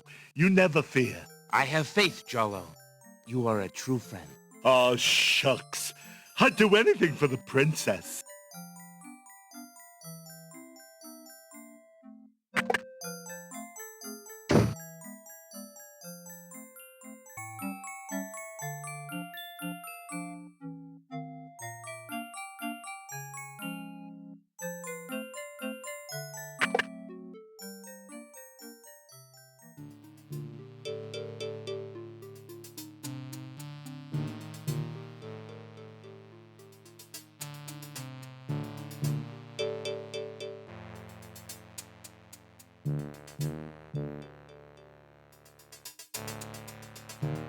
Alexander opens the dungeon door and slips inside.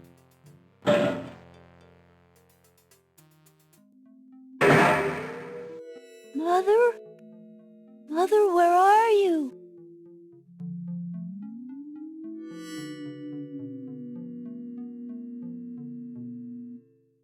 What's the matter, little boy? I'm lost. I can't find my mother. I don't know why she would just leave me here. I've been alone ever so long. You must be the son of the spirit I met in the realm of the dead. She gave me this handkerchief and asked me to tell you that she's waiting for you there.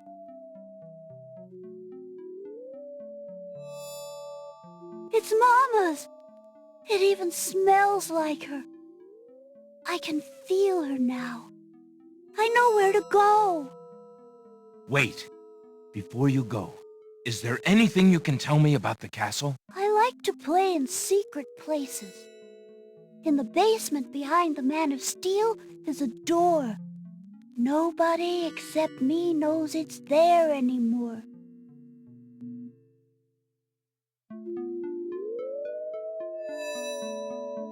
Farewell.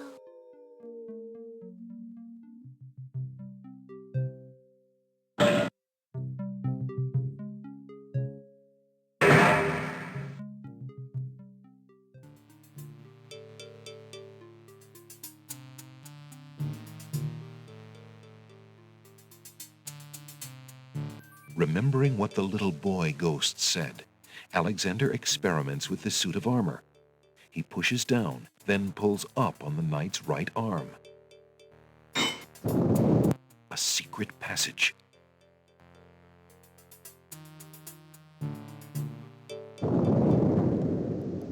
Alexander hears the sound of voices coming from nearby.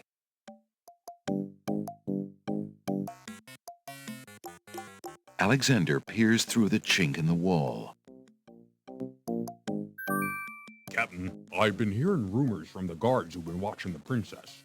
They say lately she's been pounding on her door and begging to be let out. Ain't none of my business, sir, but News like that is upsetting the other dogs. Ain't no guard in the castle who would willingly keep the princess anywhere she don't want to be. Alhazred claims that a foreign intruder is here to assassinate her. That's why she's got to be kept under lock and key, right up until the wedding. Call me an old dog that can't learn new tricks, but I say the princess should be the one given the orders. Alhazred has been in charge for months, what with the king's death and Cassima's mourning. Tonight, the wedding will seal it, and there's nothing we can do about it. Like him or not, he's our liege. Need I remind you of your oath to the crown? Aye, we've an oath. For the sake of the princess, we'll not be forgetting it.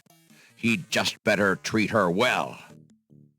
Speaking of the Wazir, what do you reckon he's keeping in that magical room of his? It's not a magic room. It's just the door he's enchanted somehow. I say he's still got the royal treasury in there, along with whatever else he's so eager to protect. Not even the court treasurer is allowed in there anymore. I heard him in the hall the other day. He was speaking of that door. Black magic is what I say. I heard him say, Ali, but then Bay came up and started yapping at me. Enough! It is not our place to question the practices of our liege, no matter how strange. The wedding will be starting soon. Report to the throne room when you hear the music start.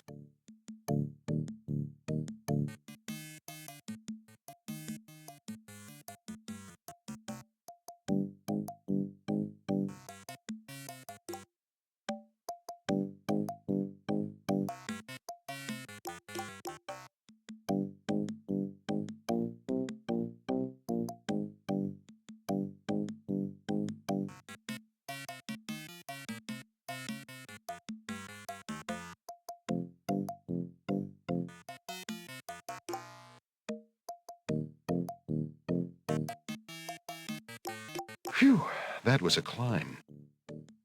Alexander hears the faint sound of a woman crying nearby.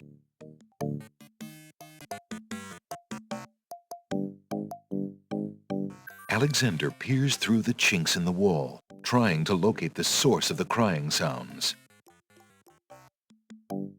Alexander's palms begin to sweat and his heart to race.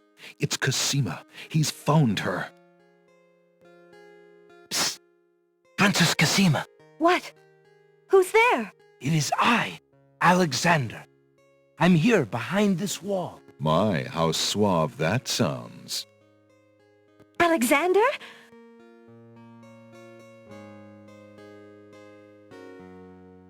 It really is you!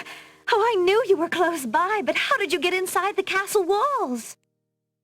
It's a long story and not important now. You did get my ring. Oh, yes. It has brought me such comfort, Alexander, to know you were close by and had not forgotten. But you shouldn't be here. You're only endangering yourself. I don't care about the danger. I would brave anything to learn. What is it? Alhazred, do you want to wed him, Cassima? Oh, please believe me when I say that I never agreed to marry that man. Even when my father trusted Abdul absolutely. I never liked him. But with mother and father gone, I'm afraid there's no stopping him. If you do not wish to marry him, Cassima, you shall not. I promise you. Only come with me now, and we shall escape. How? I cannot fit through this wall. Besides, do you think I could leave my kingdom, my people, in Abdul's hands? But Abdul would tear the castle apart if I were to disappear from my room. You shall have to do what you can to delay his plans from your end. I can't just leave you here. Alexander, do not despair for me. I have been safe in this room for nearly 6 months now. Abdul can be in no hurry, whatever he plans. After all, I'm to be his bride, am I not? I have been planning too, you see. I believe I can escape. If I can only get a chance to lay my hands on a weapon, there might be an opportunity in the hustle of the wedding. But I...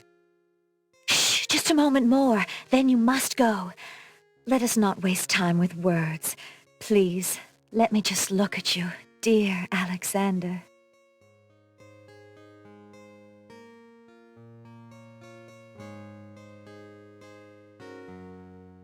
Here, take this dagger. It's not much, but it might come in handy. Why, it's perfect. This is just the sort of thing I've been looking for. Thank you, Alexander. I'll keep it close and use it if I must.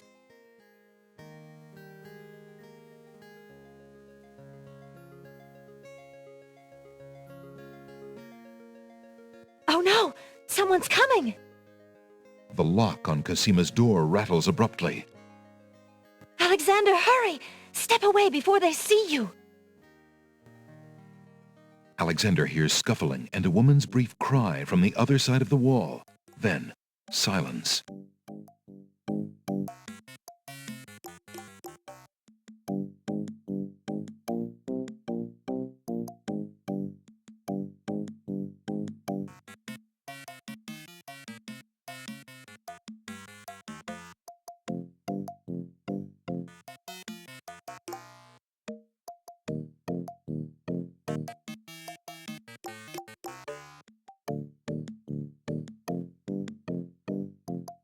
Alexander looks through the chink in the wall.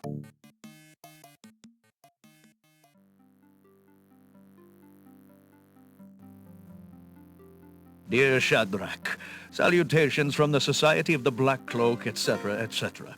My long preparations are about to come to fruition. In a matter of minutes, I will wed the lovely Cassima. Once I've established my power and my crown, I can stage another accident.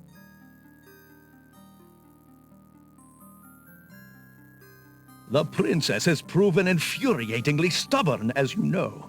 She's becoming quite a dangerous little thorn in my side. In a way, it is a shame I have to kill her. She is lovely and would be amusing to keep around, but I can't risk her talking treason to one of the guards. So far, I've managed to keep her locked away, but I can't continue that forever. Well, on to it now. I'd send her to you, but as you know, I had no luck in doing so with Mordack. I close in triumph. King Abdul al-Hazred.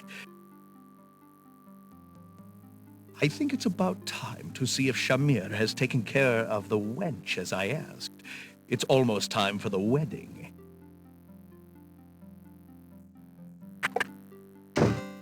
The Wazir's words fill Alexander with blazing anger and fear for Cassima's life. That blackguard!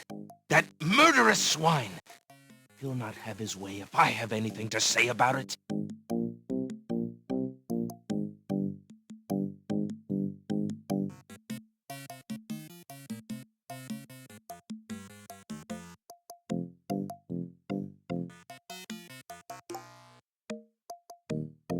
Alexander sees lots of black cloaks.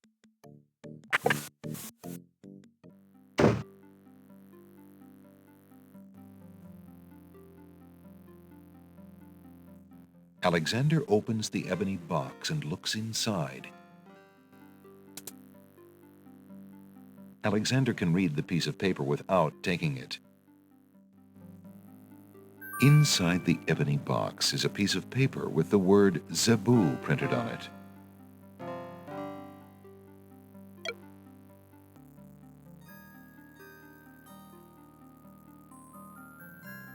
Alexander inserts the skeleton key in the trunk's lock and turns it. He hears a click. Alexander opens the trunk.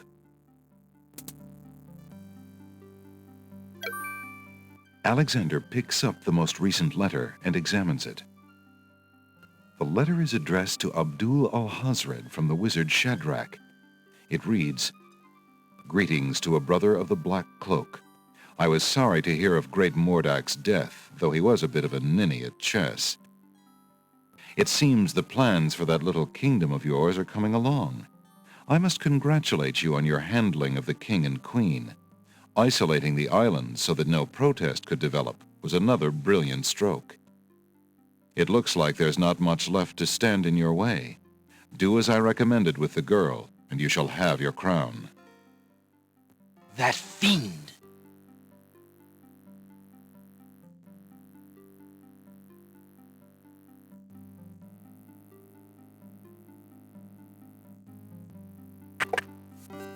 Alexander crawls back through the wardrobe to reach the secret passage.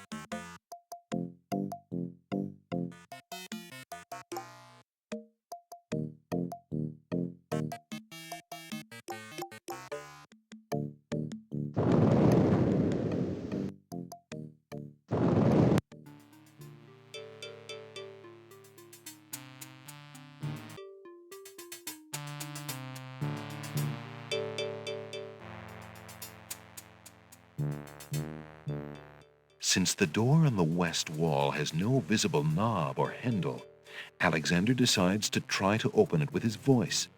He composes his words carefully.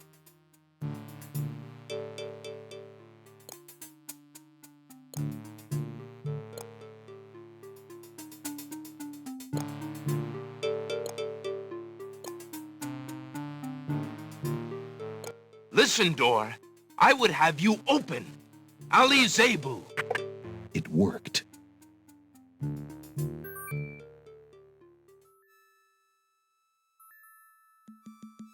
Alexander pulls the drapery aside, curious as to what might lie underneath.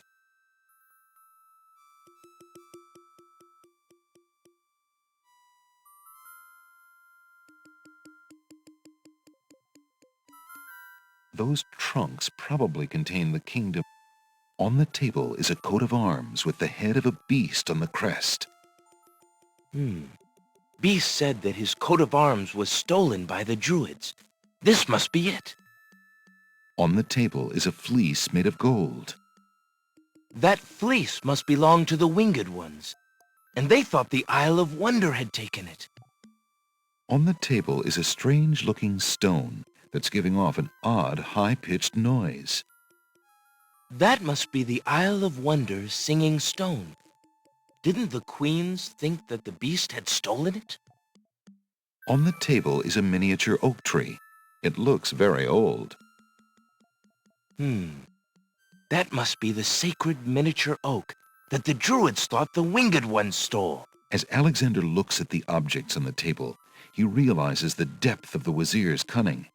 It must have been the Wazir or an accomplice who stole that one thing most precious to each island, and then leaked rumors that one of the other islands was responsible. What did the Wazir have to gain by causing the islands to hate one another?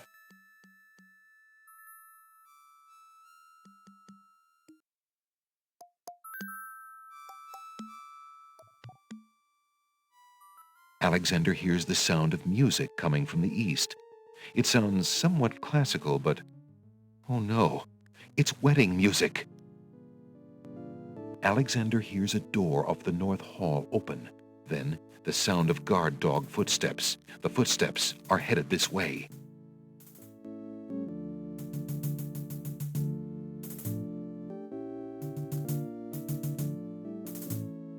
Alexander hears the sound of a guard's footsteps coming from the north. Wait, there are more footsteps approaching from the west. Now what?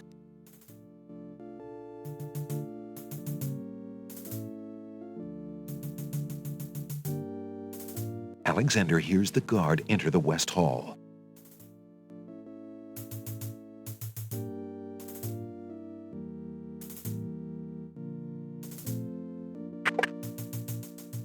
Alexander looks cautiously around the Grand Hall, but there are no guard dogs to be seen.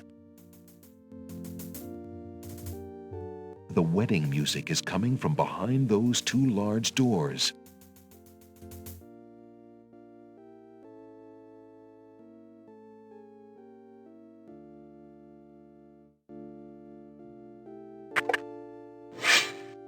Prince Alexander, here, the Vizier will have my head for allowing you within a mile of the royal wedding. Since you are of noble birth, I will give you 5 seconds to explain your presence here before killing you. I warn you, it had better be good.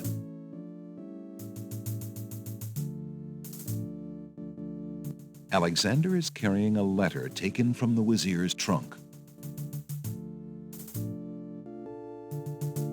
Wait!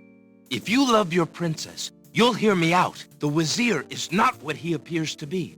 Cassima is in terrible danger. I have proof that this is so. For your princess's sake, you must believe me. Let me see that.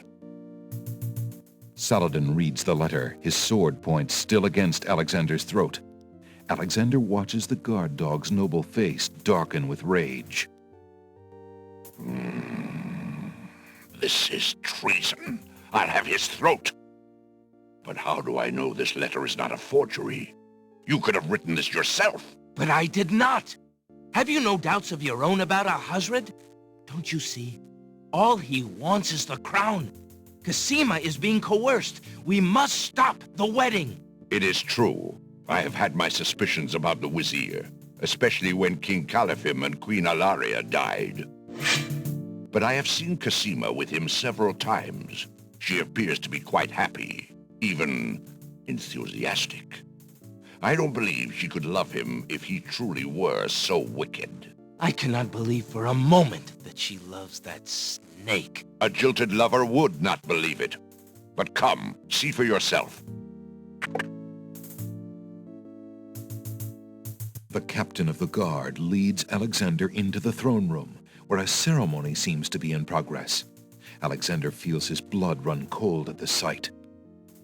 I, Cassima, declare Abdul Alhazred as my lawful and beloved husband and king of this realm.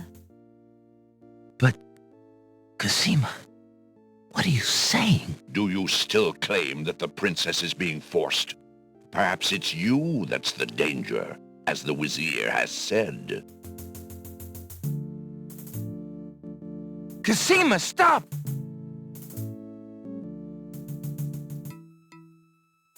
Prince Alexander here? This is an outrage! How dare you allow this traitor to get past you, Saladin?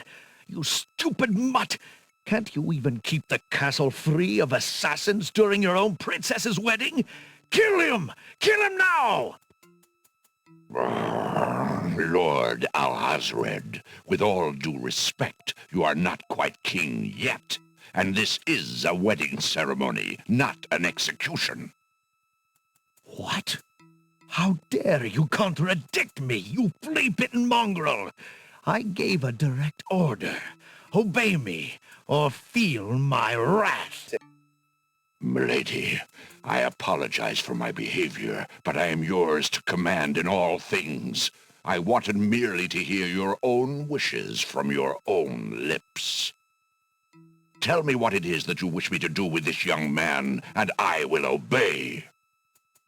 Why, Captain, you heard my dear Abdul. If he wishes this atrocious young man's death, then I want nothing more than to see him get his wish. Obey thy liege now and always. As you wish, Princess. Just as Saladin prepares to run Alexander through with his sword, a shout is heard from the direction of the Grand Hall. Hold! In the name of the true king! King Caliphim and Queen Ilaria burst into the throne room, looking alive and well and full of wrath. Behind them, a line of supporters looked prepared to battle, if necessary, for their beloved royal couple.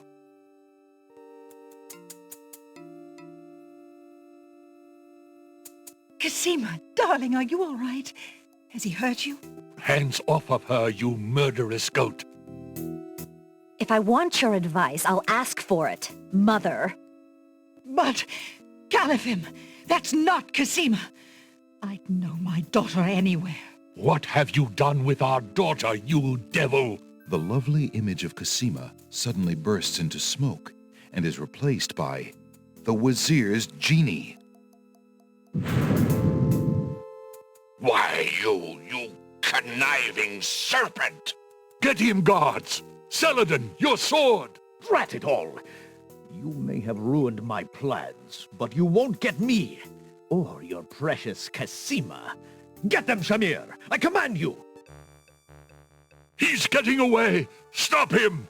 Yes, sire, as soon as I deal with this genie.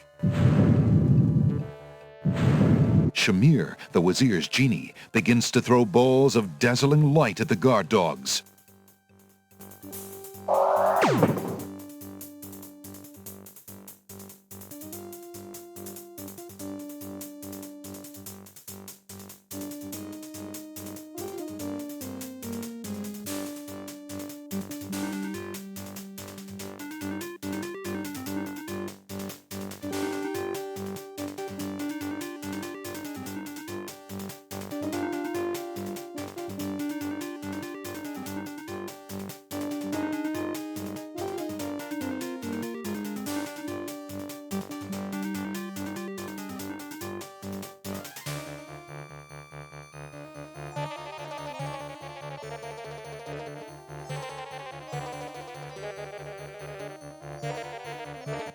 Alexander, be careful, Alhazred has a sword.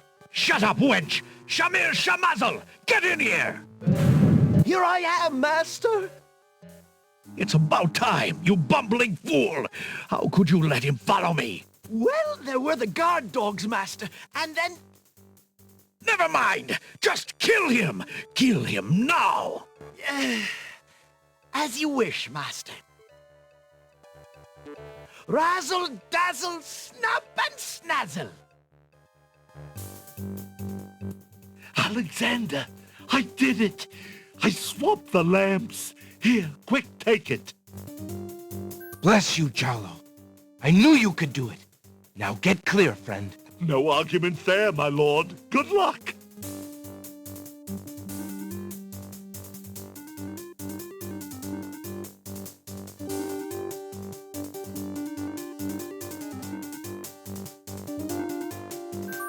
Shamir Shamazel, hold your spells. I am your master now. I order you to go back into your lamp. How did you get my lamp? You thief! You've ruined me! My lamp! Oh, thank Valhalla! I hated working for that loathsome creature. I already feel his nastiness leaving me. How I've longed for a master like you.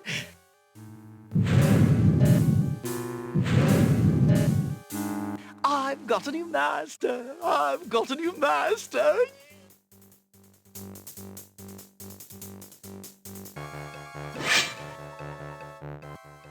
So you are a thief as well, Alexander. Stealing the lamp was very clever, I'll grant you that. But I am the master thief. Face my sword if you dare. The man left standing shall have the lamp. So shall it be, Alhazred. I don't need the genie to deal with a coward like you. Inspiration, Alexander fixes upon the only weapon in sight. Zounds! This sword must weigh a ton. Good. Then you shall only fail sooner, my prince. So, the mouse would bite?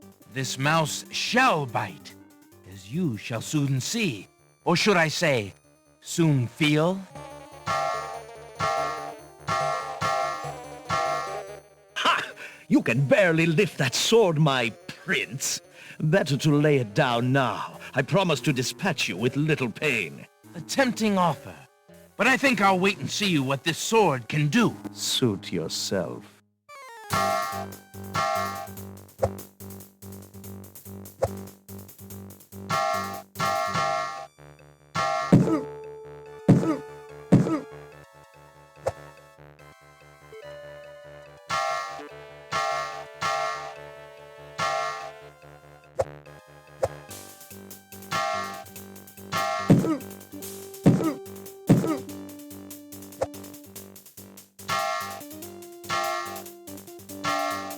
Alexander's arms start to tremble under the effort of wielding the huge sword.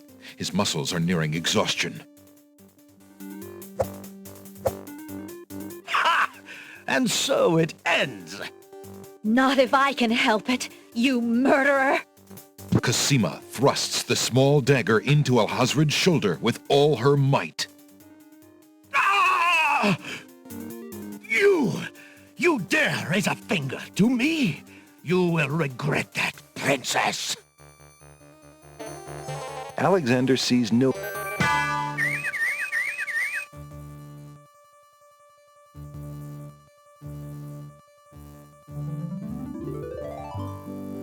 Cassima! Are you all right? I'm fine, Alexander. I was just so afraid for you. There's no need to fear anymore, Princess. Yes, I know.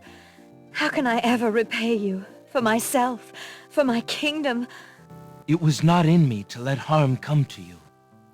Can you find it in you, Princess, to give me more than your gratitude? Alexander, what are you saying? I love you, Cassima. Would you ever consider... Do you think you could... marry me? Could you ever have doubted it, my prince?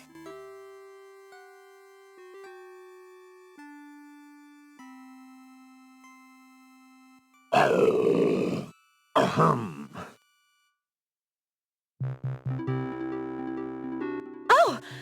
Guards! Princess Cassima, are you well? I'm quite well, thank you. Please take Abdul and put him in the dungeon. See to it that he gets a doctor. Yes, Majesty.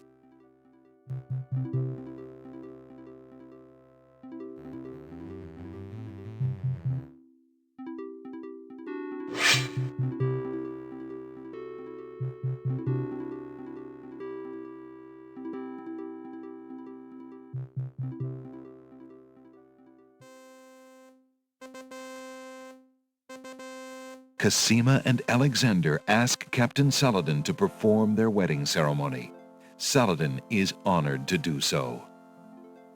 On this historical day of great joy in the land of the Green Isles, we witness the union of Cassima, beloved princess of this realm, and Alexander, Prince of Daventry.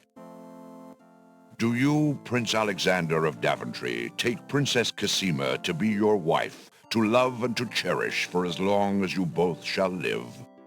I do. And do you, Princess Cassima of the land of the Green Isles, take Prince Alexander to be your husband, to love and to cherish for as long as you both shall live? I do. Do you have a ring? I have Alexander's royal insignia ring. Very good. Please place the ring on Cassima's finger. Who gives this bride to be wed?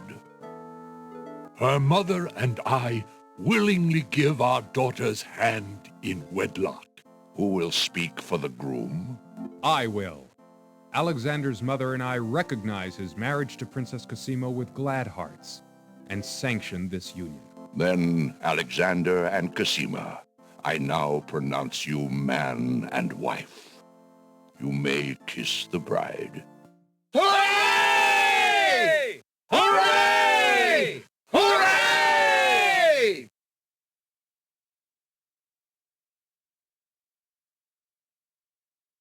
Congratulations, my children. I have an important question for you both. Please hear me. Yes, sire? Alexander, I welcome you into our family with open arms. I placed trust in Alhazred because I so badly wanted a son and a husband for my beloved daughter. I was wrong. But you are true and good, Alexander. You have proven yourself to all my people. Thank you, sire. Olaria and I have been through much.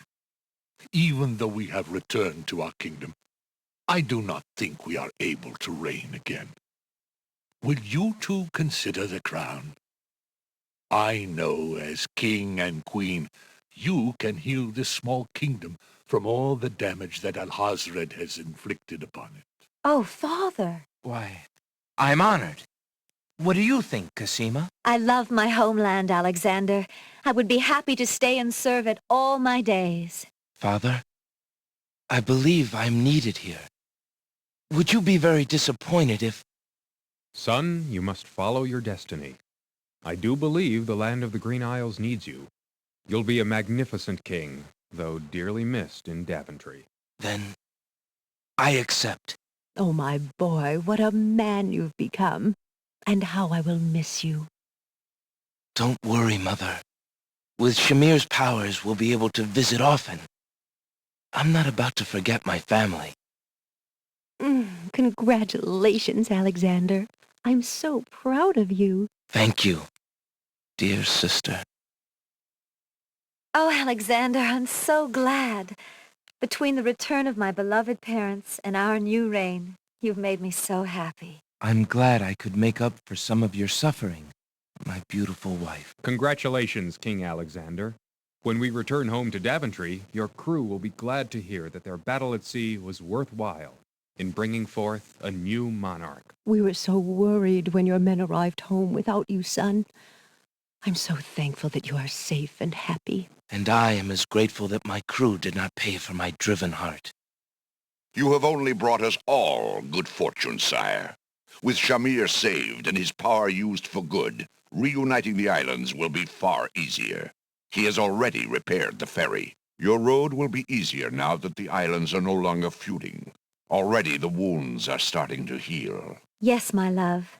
Discovering the island's stolen treasures has done more to bring peace to this land than anything else.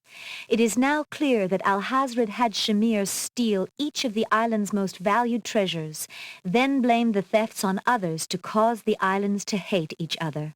Now let us celebrate our good fortune. The evil that has plagued this land is done, and a new reign begins. Long live King Alexander and Queen Cassima. Long live King Alexander!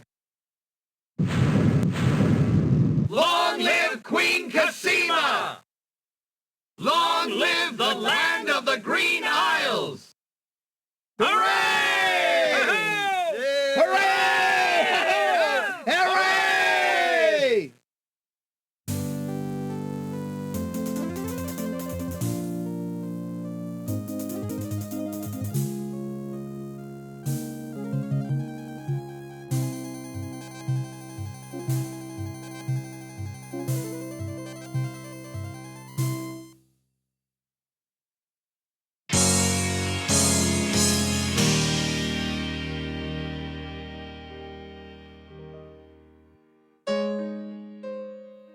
You seem so far away, and I just need to hear your voice.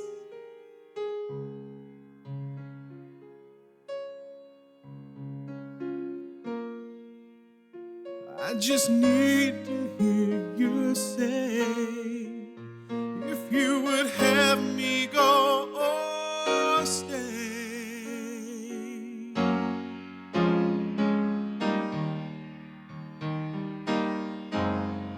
Girl in the tower, I'm reaching out. Please tell me what to do. Girl in the tower, I'm calling out. My heart cries out for you.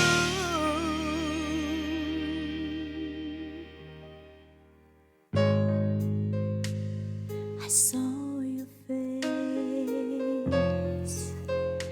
and I felt our souls his embrace.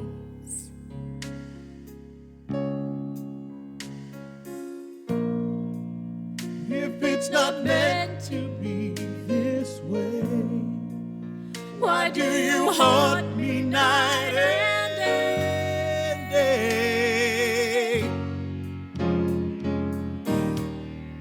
Girl in the tower, I'm reaching out. Please tell me what to do. Here in the tower, I'm calling out. My heart cries out for you.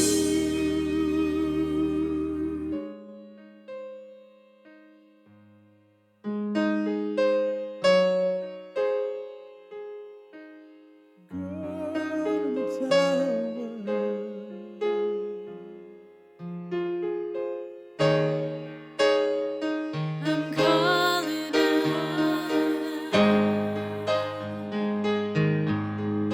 Girl in the tower, I'm reaching out. Please tell me what to do. Here in the tower, I'm calling out. My heart cries out for you. Girl in the tower, I'm reaching out. Please tell me what to do. Here in the tower, I'm calling out. My heart cries out for you. Girl in the tower.